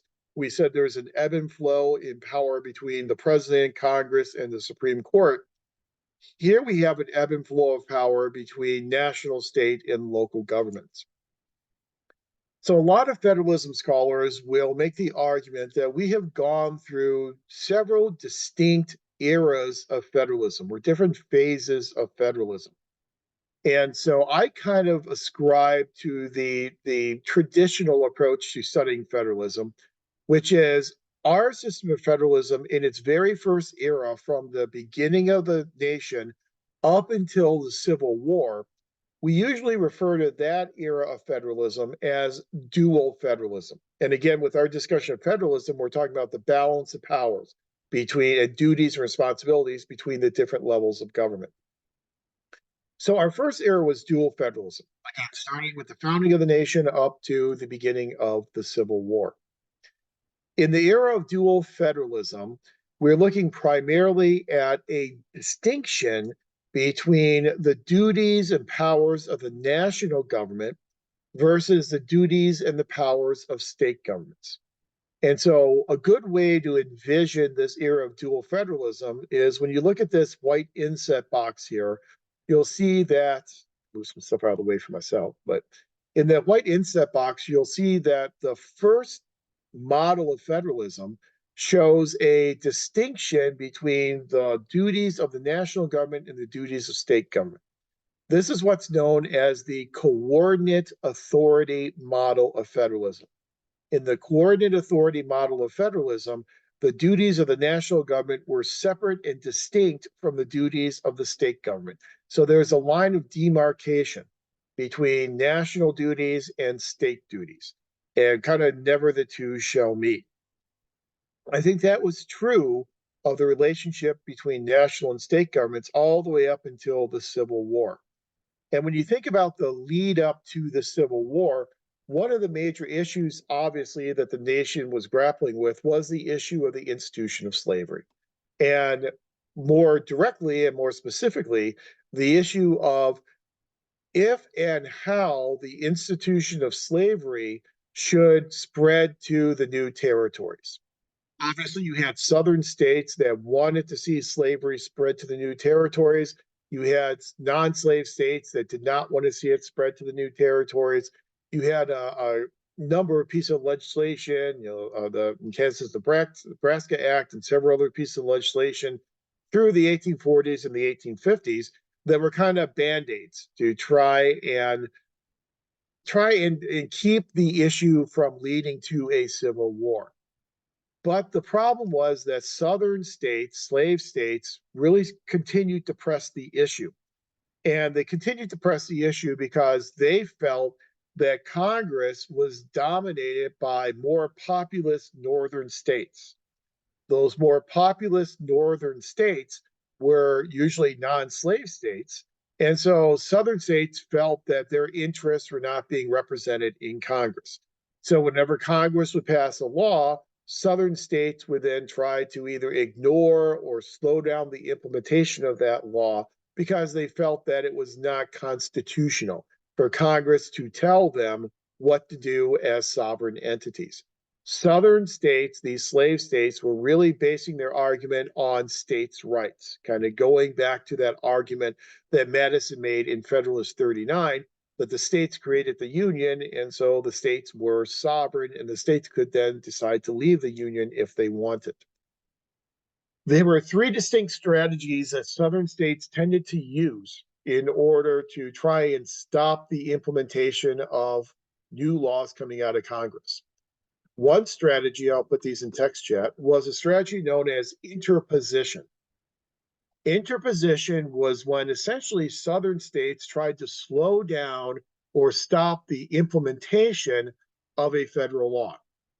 So they would use all the resources they had at their disposal to try and slow down the implementation of the law. They would put their resources in between Congress and the effective implementation of that law. They essentially are dragging their feet in implementing those laws.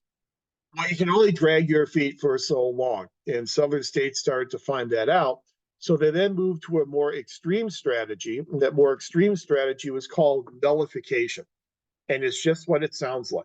Southern states, when they disagree with the law coming out of Congress, they would simply declare that law to be null and void. But we're just not going to follow that law because we don't believe Congress has the constitutional ability to tell us to do this.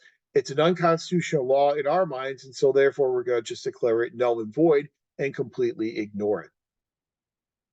When that didn't work, then they moved to their final strategy, which is, of course, secession. And so, led by South Carolina, southern states started to secede from the Union, which then led to the Civil War. So the Civil War then rages on from 1861 to 1865. At the end of the Civil War, we move from the era of dual federalism into a new era of federalism called competitive federalism. And competitive federalism runs from 1865, the end of the Civil War, up to the FDR administration and his New Deal programs, 1933. So from 1865 to 1933, we were in the competitive era of federalism. Competitive federalism was still characterized by the same model that characterized dual federalism, this coordinate authority model, whereby national government had its sphere of influence, state governments had a separate sphere of influence. The difference, though, with competitive federalism is that the sphere of influence for the national government grew and the sphere of influence for state governments shrank. It's basically based upon this game theory that you've probably heard of called zero-sum game. In a zero-sum game, there is a finite amount of power and resources available. So that if one party in the relationship gains more power and gains more resources, it does so at the detriment of the other party in the relationship. So we saw the national government start to expand its duties into the realm of regulation. So the national government started regulating a lot of different aspects of economic activity. So the national government started regulating things such as interstate commerce. So they created the Interstate Commerce Commission in 1883. And that Interstate Commerce Commission would then regulate commerce as it flowed across state borders. They also then started to regulate the safety and quality of food. They started to regulate workplace safety. They started to regulate the safety and quality of pharmaceutical medication. They started to regulate economic activity. And so you see more and more regulation coming out of the national government, which expanded the power and scope of the national government at the detriment of state governments. But they were still separate. It was still a coordinate authority type of model. They were still kind of seen as autonomous units. It was just the national government started doing more of what states traditionally used to do. Then we have the stock market crash and the ensuing Great Depression. And FDR then comes in the White House in 1933 and ushers in this era of the New Deal. You're probably familiar with the New Deal. You know what FDR did is he created all these different alphabet agencies, created all these New Deal programs in order to try and help pull state governments out of the depths of the Great Depression. Some people refer to this era as cooperative federalism. You'll see other scholars call it fiscal federalism. It's oftentimes called cooperative federalism because the federal government was cooperating with state governments to help them get out of the depths of the Great Depression. Some people call it fiscal federalism because the way the national government did it is they did it with federal grants and aid. So this is really where you start to see an explosion in the number of grants coming out of Washington, D.C. and going to state and now even local governments. Since this was a cooperative era of federalism, we now shift our model away from the coordinate authority model, and we shift our model to this middle one you see in the inset box called overlapping authority. And in overlapping authority, in our Venn diagram, our circles start to overlap with each other. So in the middle, you have duties that are shared by national, state, and local governments. Then you have some duties that are shared by national and state governments, other duties shared by national and local governments, some duties that only belong to the national government, some that only belong to state governments, some that only belong to local governments. But the vast majority of functions tend to overlap between 2 or 3 levels of government. So this overlapping authority model of federalism introduces a much more interdependent type of relationship and ushers in an era of a lot of bargaining and negotiation between national, state, and local governments.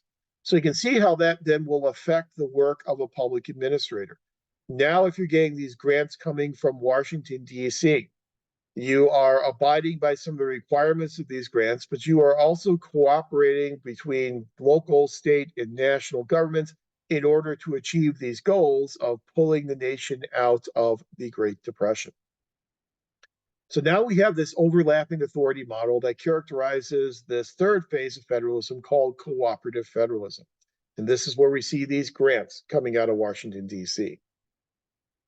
Cooperative federalism then runs up until not really the beginning, but a little bit into the Johnson administration.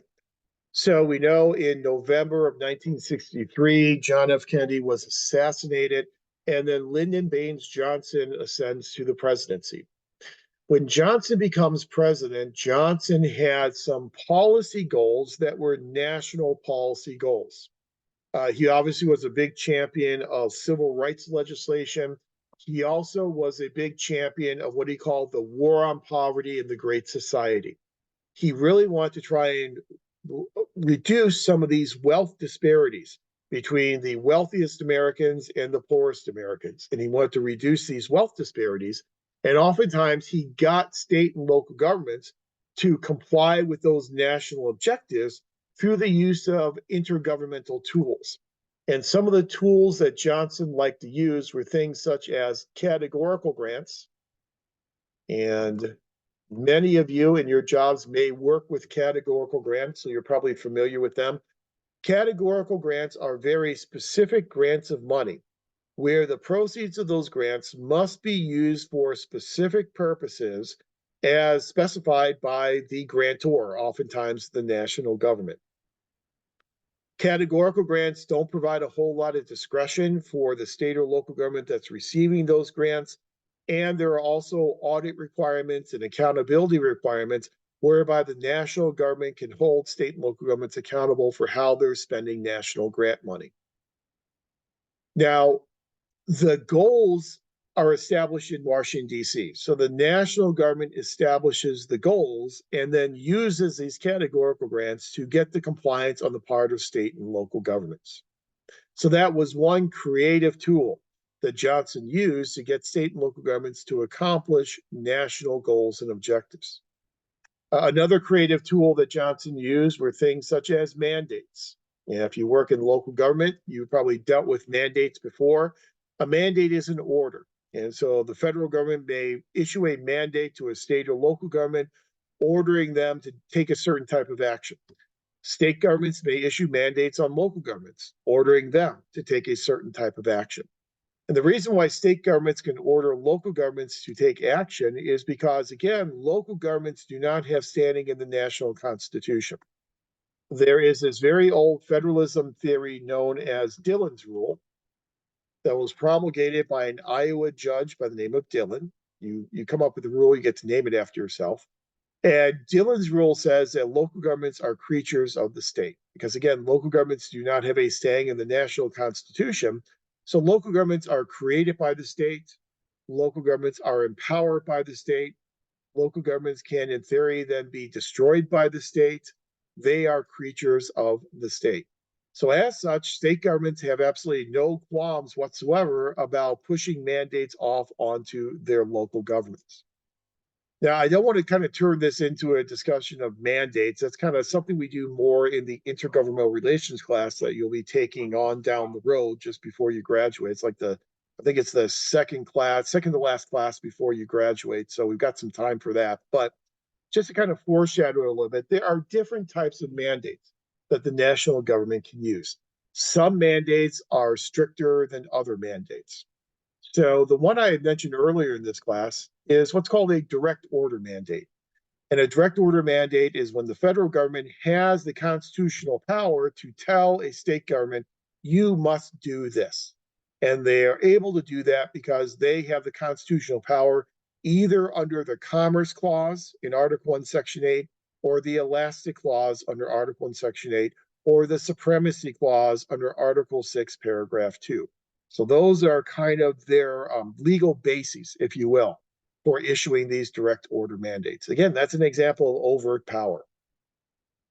Another type of mandate that the federal government started using in this era was what are called crossover mandates. In a crossover mandate, the federal government will say, we want you to take this action in this area. And if you don't do what we want you to do, we're going to take money away from you in this other area, oftentimes a very related area. So a good example of that is a piece of legislation known as the Highway Beautification Act. That Highway Beautification Act was passed way back in 1956, but was reauthorized in the 1960s during the Johnson administration. So what Johnson said is, state governments, you must abide by these provisions in the reauthorization of this Highway Beautification Act. And that included things such as the height of billboards, moving billboards a certain number of yards away from the edge of a road. That was all part of highway beautification. If you didn't follow those federal standards, then we would take highway construction and reconstruction and bridge construction and reconstruction funds away from you. So you would lose federal money if we don't do what we want you to do. That's what's known as a crossover type of mandate.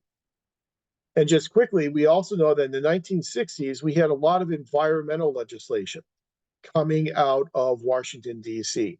And we had things like the Clean Water Act and the Clean Air Act. Those types of environmental pieces of legislation were based upon a type of mandate known as partial preemption. In partial preemption, what the national government will do is the national government will say, Here is the federal minimum standard. You must abide by this federal minimum standard. So whatever standard you set in state law must be at least as strict as this federal minimum standard. You can go above the federal minimum standard and you can be stricter if you would like, but you are preempted, you are precluded from passing a law that is not as strict as the federal minimum standard. We see a lot of that partial preemption used in the area of environmental protection.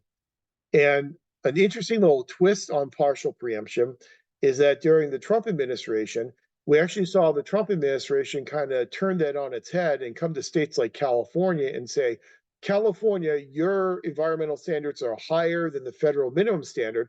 If you don't lower your standard to the federal minimum standard, then we're going to take federal money away from you.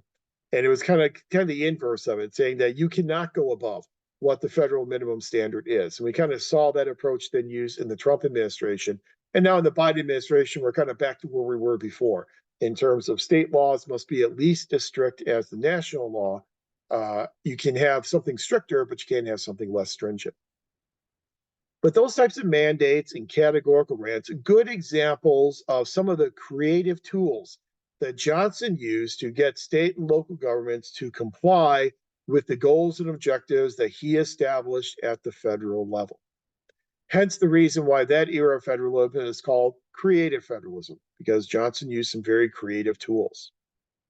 As you can notice, creative federalism lived through the Johnson administration. And then in 1969, because Johnson decided not to run for re-election because of the nation being bogged down in the Vietnam War. And so we end up with a new president, and the new president's Richard Nixon. So a Republican comes to the White House, inaugurated in 1969. When Nixon comes into the White House, his approach to federalism was pretty much completely opposite of what Johnson's approach was. So Johnson's approach was that you would have goals and objectives established at the national level, and then we'll use categorical grants and different types of mandates to then coerce state and local governments to achieve those national objectives. Nixon completely inverted that relationship. Nixon believed that in federalism, we should defer to state and local governments. The argument was made that who knows what's in the best interest of citizens than the governments that are located in closest proximity to those citizens. So we should defer decision-making down to the state and the local government level. His approach to federalism, Nixon's approach to federalism, was referred to as new federalism. I know not really the catchiest term, but federalism scholars aren't all that creative. So it was called new federalism. And this new federalism of Nixon was predicated upon what he called the 3 Ds of federalism, 3 words that all start with the letter D. The first D word is decentralization. But he wanted to decentralize decision-making down to state and local governments.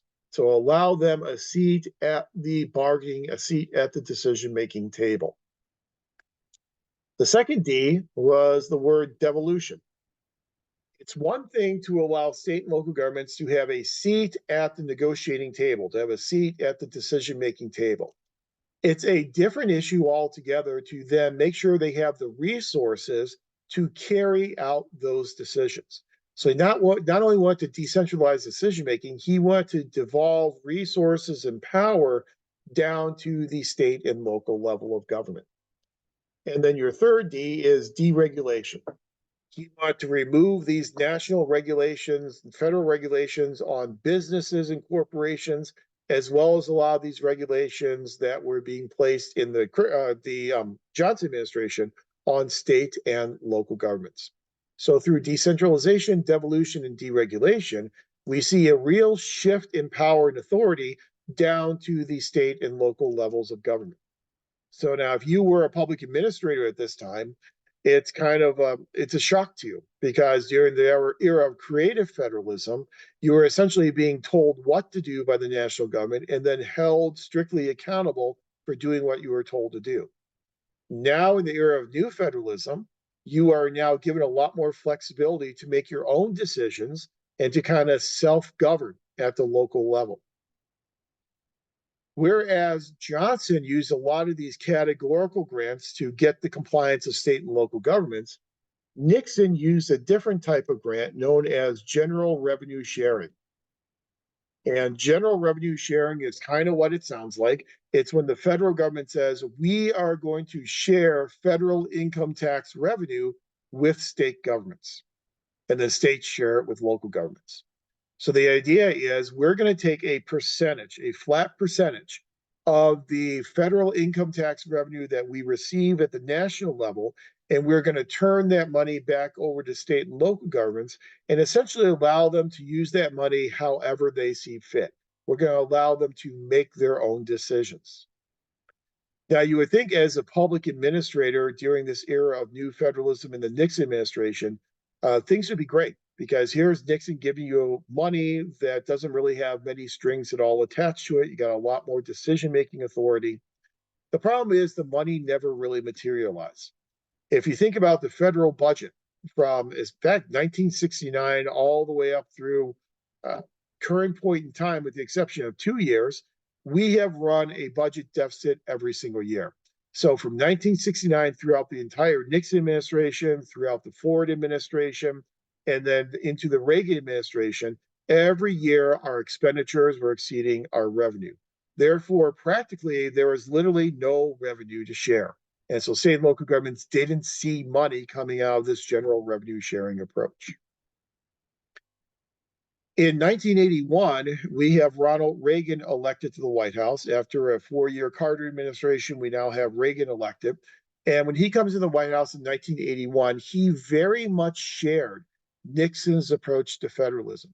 He agreed with the philosophy behind new federalism, turning functions and duties and decision-making power over to state and local governments. However, he realized that general revenue sharing wasn't producing any money for those state and local governments. So instead, he started using another type of grant known as a block grant. And some of you may deal with block grants in your agencies, but a block grant is a more general grant of money than a categorical grant.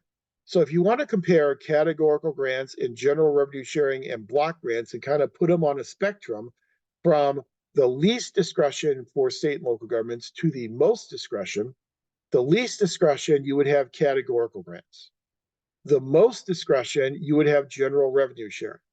And then block grants fall in that gray area in between. So with block grants, you get money to be spent to try and achieve programmatic goals and objectives. So you still are expected to achieve those program goals. However, how you spend that money, the specific ways you spend that money, you have discretion over.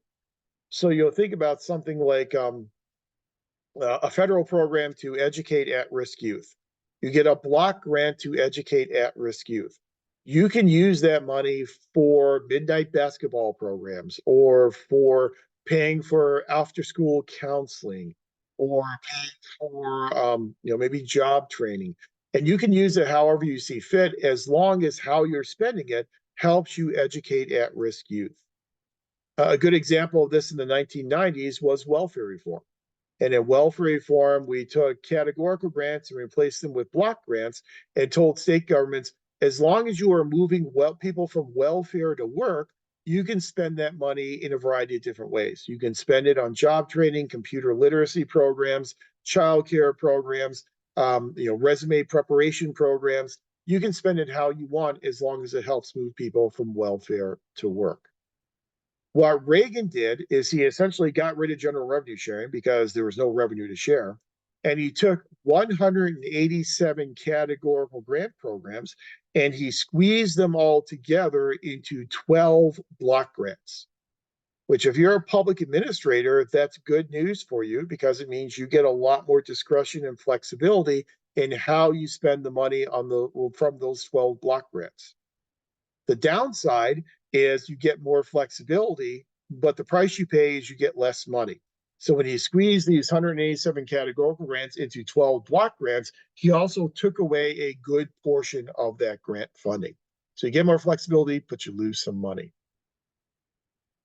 So this era of new federalism through the Nixon administration and to a lesser degree the Ford administration, and then beginning again in the Reagan administration and kind of flowing through the George H.W. Bush administration, up until 1993 with the inauguration of Bill Clinton. That kind of ushers in our modern era of federalism. And one thing I forgot to tell you as I'm droning on about this is going back to creative federalism.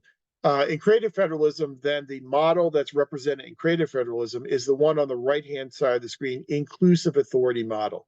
So in Johnson's creative federalism, the local government was subsumed within state government, and then local and state governments were subsumed within the national government. So it's a very dependent type of authoritative relationship where the national government had authority over state and local government.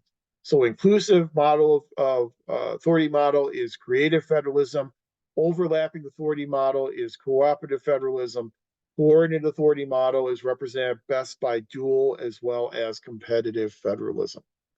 But once Clinton comes into office, we kind of go into a more modern era of federalism. And this is my term that I use, is contextual federalism. So contextual federalism runs from 1993 up to the current point in time. So what do we mean by contextual federalism? What we mean by contextual federalism is that it's not really represented by any of these three models of federalism. Contextual federalism, it depends. It depends upon the issue. For some issues, we see more national government control. For other issues, we see more local and state control. It really is dependent upon the issue itself, the context of the issue, the context of the situation. Let me give you a couple of examples, couple good examples that come out of the Clinton administration. I had already mentioned the one example of welfare reform.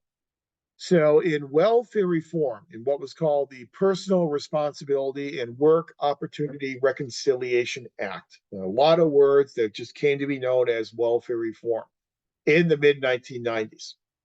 In welfare reform, we took assistance to families with dependent children, the old AFDC categorical grants, and we replaced them with new block grants that are referred to as temporary assistance to needy family grants, otherwise known as TANF grants. That was an example of the Clinton administration coming to an agreement with a Republican-controlled Congress to devolve and decentralize welfare spending down to the state and the local level. So that was very much in line with Nixon and Reagan's new federalism. However, another example that comes out of the exact same administration is blood alcohol content levels. And so blood alcohol content levels are used for determining if someone is driving impaired. And the Clinton administration wanted to have a nationwide 0.08 blood alcohol content level. The problem for the Clinton administration is the national government did not have constitutional authority to tell state and local governments to adopt a 0.08 blood alcohol content level. They couldn't tell states to do that. There's nothing in the Constitution, obviously, about blood alcohol content levels. So instead, what Clinton did is he used this crossover mandate that we discussed earlier, where he said, states, I want you to adopt a 0.08 blood alcohol content level. And until you do, we are going to take highway funds away from you. You are going to lose federal highway funds until you reduce your blood alcohol content level down to 0.08. States have now pretty much all adopted a 0.08 blood alcohol content level because they didn't want to lose any more federal funds. That is a very centralizing approach. Using a crossover mandate like that is very akin to what Johnson did in creative federalism. So with that issue, the Clinton administration was more creative federalism. With the issue of welfare reform, Clinton administration was much more new federalism. We saw the same thing happen in the George W. Bush administration.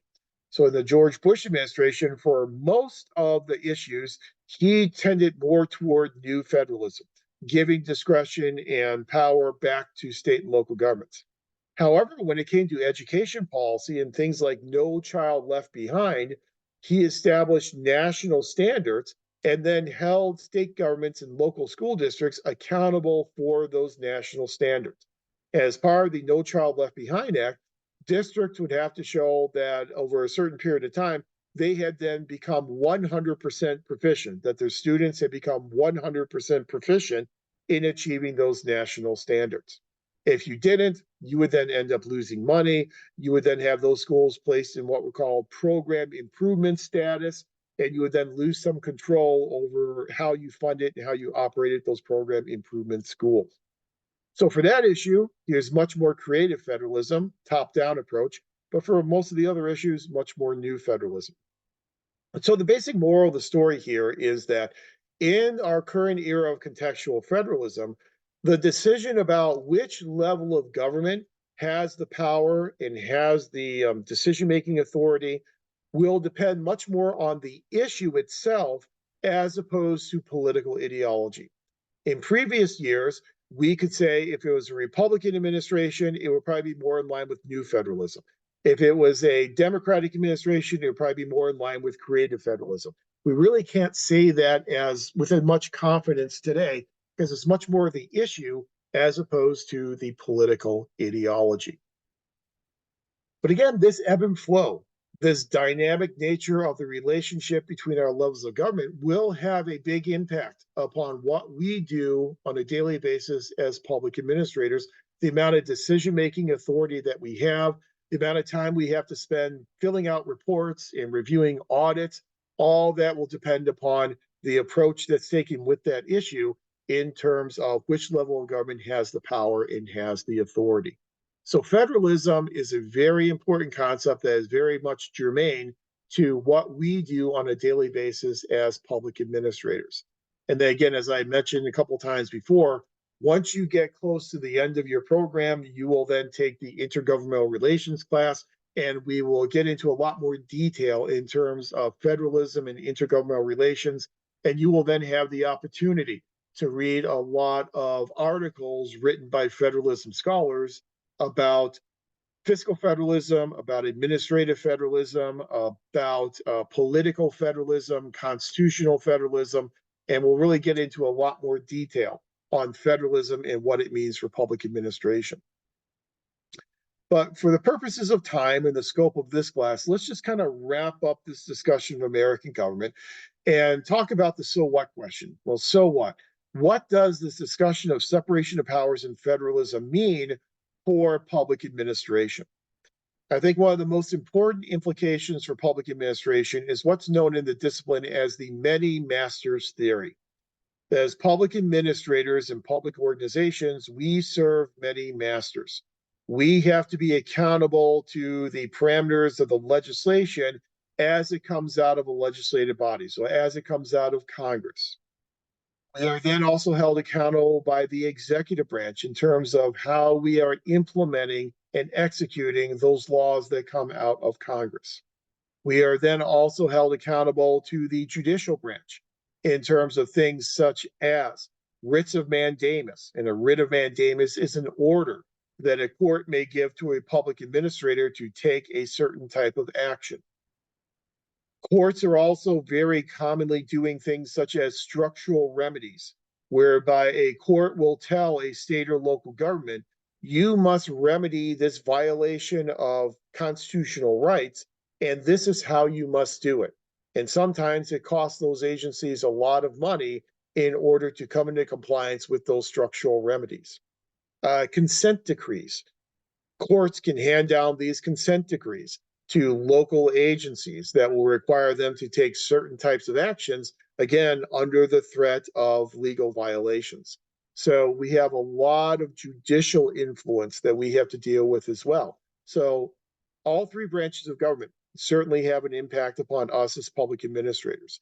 And circling back then to the legislature, circling back then to Congress, Congress has the ultimate ability to oversee the actions of administrators. And so agencies are overseen by Congress. Congress can then bring in the leaders of those agencies through their oversight function, where they have to testify before Congress and provide information to Congress. Again, that is something that we have to do as part of our relationship with Congress. In terms of circling back to the executive branch, in terms of the executive branch, who the president appoints to head up federal agencies and departments will have a big impact upon people who work within those agencies and those departments. Different appointed leaders, different appointed secretaries or directors will oftentimes take an agency in a different direction than what their predecessor did. And then it's up to civil servants, it's up to public administrators to decide, do I follow this policy directive or do I wait until that person is gone and a new director comes in that is more aligned with what I think the agency should be doing? So separation of powers obviously has big impacts. And then also federalism. We also serve many masters at the federal, the state, and the local level. We know that serving these many masters can mean that we have a lot of conflicting direction. And so if the legislature interprets the legislation they pass in one way, and then the president interprets that legislation in a different way, who do you follow? Do you follow the congressional interpretation through the oversight process? Do you follow the president, who is the chief executive of the executive branch? What if the courts come in and tell you to do something that seems to be completely antithetical to the spirit of the legislation that you are implementing? So the more masters you have, the more conflicting direction that you have, and the more decisions that you have to make as a public administrator. This many masters theory, all these different organizations and individuals involved create a very complex network of both cooperation as well as competition. In the old days in public administration, you would have a singular agency that would be implementing a program or a policy, and that singular agency would be responsible for that implementation. Today, you will have a network of agencies and a network of actors, oftentimes implementing a singular program or a singular policy. We have public nonprofit partnerships. We have public-private partnerships. We have public-public partnerships where agencies will partner with other agencies to carry out this legislation and to implement these programs and these policies.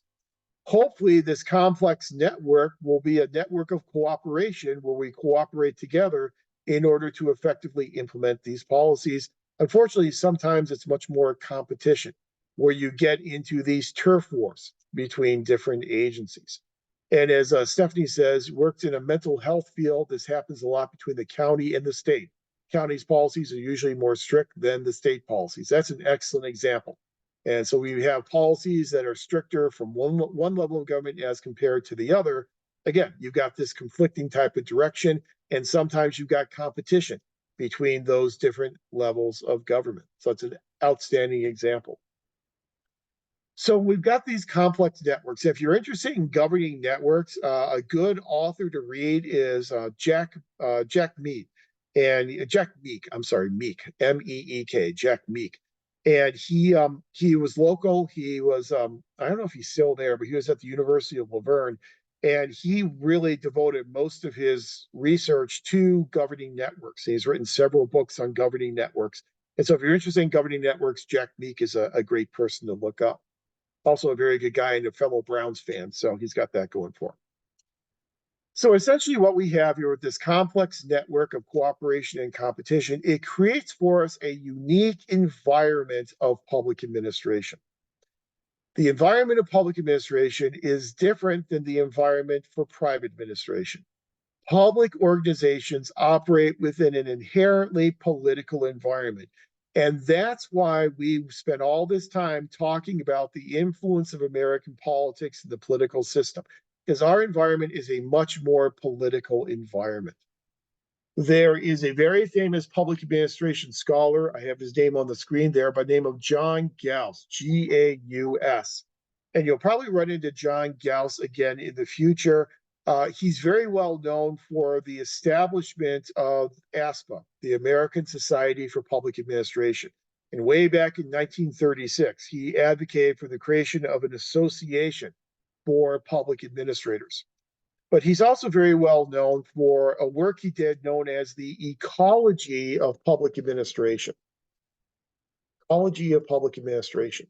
And in his ecology of public administration, Gauss kind of made the argument that if you want to understand what public administrators do and why they do it, and if you want to understand public organizations, you must first understand the ecology in which they exist.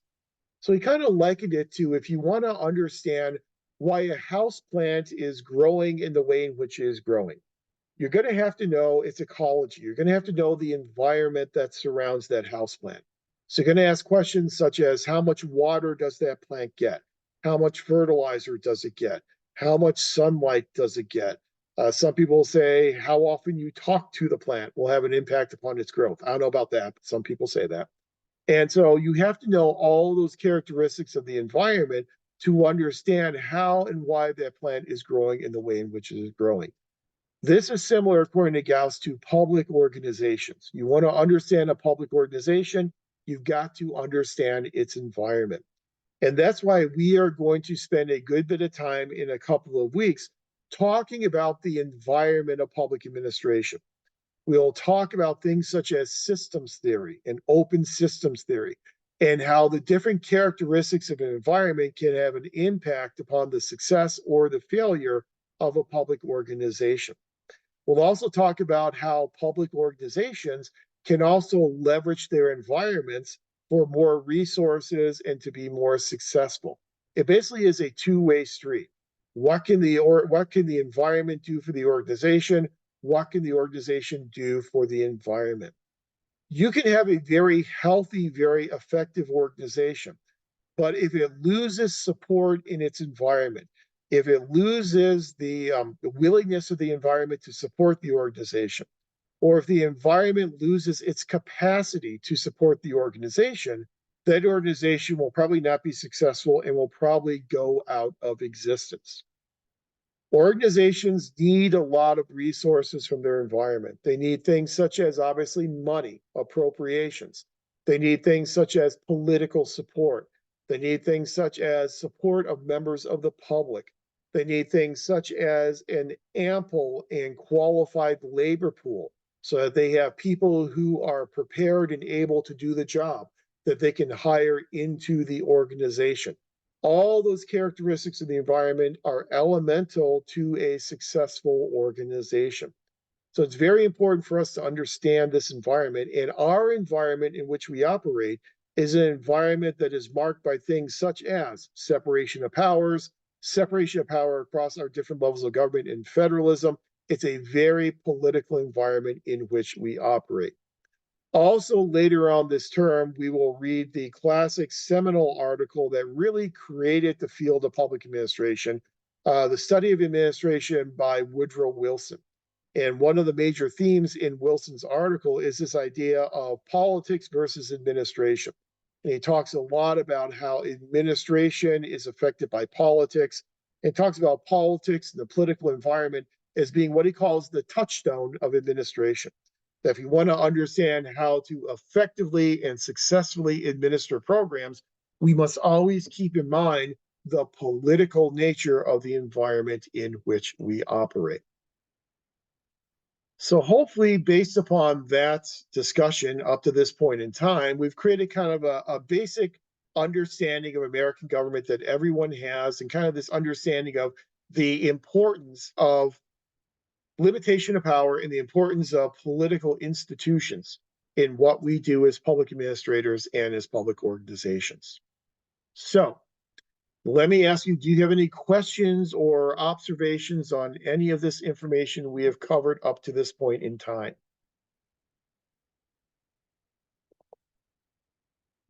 Hopefully, a lot of this information is familiar to you. You remember it from your American government classes. If you're a political science major, I'm sure you've been through this information multiple times before, so it should be very familiar. But again, I think it's important that we have this common playing field, regardless of what undergraduate major we came from. It's a common playing field that we can all share in understanding the political nature and the political environment of public administration. Normally, at this point, we would then move into a discussion of the Constitution. However, looking at the time, I don't think we can get through that in an hour. I think it will take longer than that.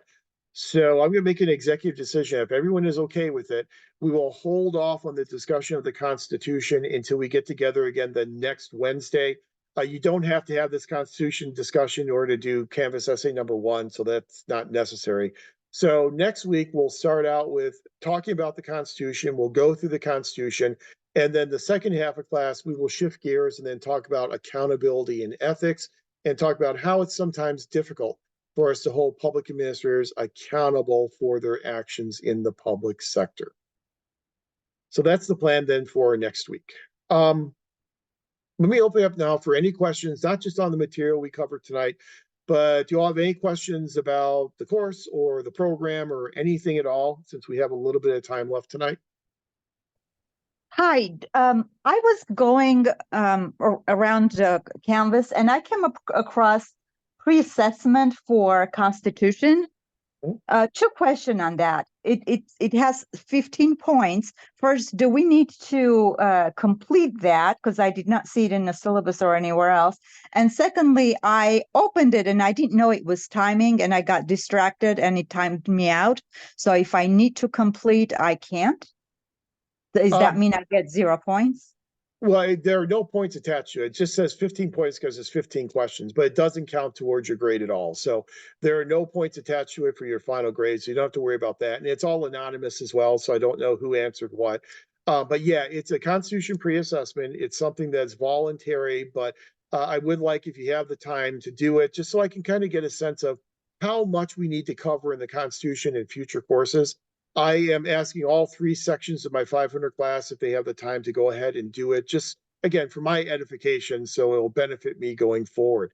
I can enable it so that you can go back in and do it again. So just let me do that after class tonight, and then you should have access to go in and do it. But there are no points attached to it, no grade attached. Okay, and do you expect us to memorize stuff? No, not at all. Okay. No. Yeah, doing the midterm and the final assessments, it's all done over a 2-week period of time. Each of them, can use all the material, all the notes. You don't have to memorize anything at all for this course. Okay, thank you. Sure, absolutely. Any other questions or anything while you've got me here? Yeah, I do have a question in regards to health and safety that was delegated to the state. As we were talking earlier, at what point in time did the federal government not give states the opportunity to deal with all health and safety? And the reason I say that is because a lot of the regulation that you talked about is now occurring, but how far back does it go where the feds decided that they were going to implement what would be considered something that was delegated to the states? Mm-hmm. Yeah, that's a good question. It was a gradual process and really dates back into the 1800s. And after the Civil War, that's when we start to see the federal government start to mandate health and safety requirements upon states. Things such as the regulation of workplace safety, we saw that come about in the late 1800s. And again, a lot of that is in response to some of the deplorable working conditions in a lot of factories and corporations. So it really started back in the 1800s. Growing out of that, we then ended up getting things like OSHA and OSHA regulations. We've had really a great growth in federal regulations beginning in the 1800s and just kind of really accelerating, especially through the 1960s, 1970s, slowed down a little bit in the 1980s, but then started to accelerate again then in the 1990s. And if you're interested in preemption and regulation of health and safety, there's a really great article. It's called Governors in Control. And it's an article that we read in the intergovernmental relations class. So it makes a really interesting argument about why local health standards were preempted and how they were preempted during the COVID pandemic. And it really looks at the role of governors and to a lesser degree also the federal government in preempting some of the decision-making authority of local governments in a response to the COVID-19 pandemic. And again, you'll read that article when we get to intergovernmental relations, but if you're interested, I can also add a link to it onto our Canvas site. It's a really great, really interesting article. Don't get bogged down in the statistics because the article has a multiple regression analysis and it has some statistical tables. So you kind of have to, if you don't know a lot about statistics, you kind of read around that and then get to the conclusion of the article. But it's really a very gradual process. And we have seen more and more federal preemption. And like I said, we saw federal preemption really do pick up again in the 1960s. And 2/3 of all federal preemptions date between mid 1960s and today. So when you look at all the federal preemptions, all those federal orders that take power away from state and local governments, 2/3 of them all are more recent, and they come from the 1960s up to the modern point. So it's a very gradual process. And one of the explanations for that is also a theory that's known as expectancy theory. And expectancy theory says that whenever there is a crisis situation, the level of government that oftentimes takes the lead because it has greater capacity and resources is oftentimes the national government. So we saw the national government step in after the Civil War. We saw the national government step in for the Great Depression. We saw the national government step in during the Great Recession in 2008. We saw the federal government step in with money and preemptions in the COVID-19 pandemic. And what happens is when the federal government then steps in and starts assuming some of these functions, it then raises the expectation of citizens that this is something the national government will continue to do. So it artificially raises the expectations of the role of the national government. And then that role never then goes back down again. It just continues at that higher level until the next crisis. And then the next crisis, then it goes up again and then stays at that higher level again. And that kind of explains how the federal government has continued to expand its preemption and regulation over state and local governments. I think the expectancy theory does a really good job of kind of explaining why we see the federal government doing more and more, sometimes irrespective of the party that's controlling Congress or the party that's controlling the White House. And there are also some other really good arguments for that as well. Credit claiming on the part of members of Congress. Members of Congress now are less attached to their political parties in terms of how they get to Congress. Especially in the Senate, we've got a lot of those free agents. We have very wealthy individuals who can finance their own campaigns. So they don't have to go through the same party mechanism and working their way up from the local to the state level. They can just kind of do lateral entry right into the highest level in the Senate.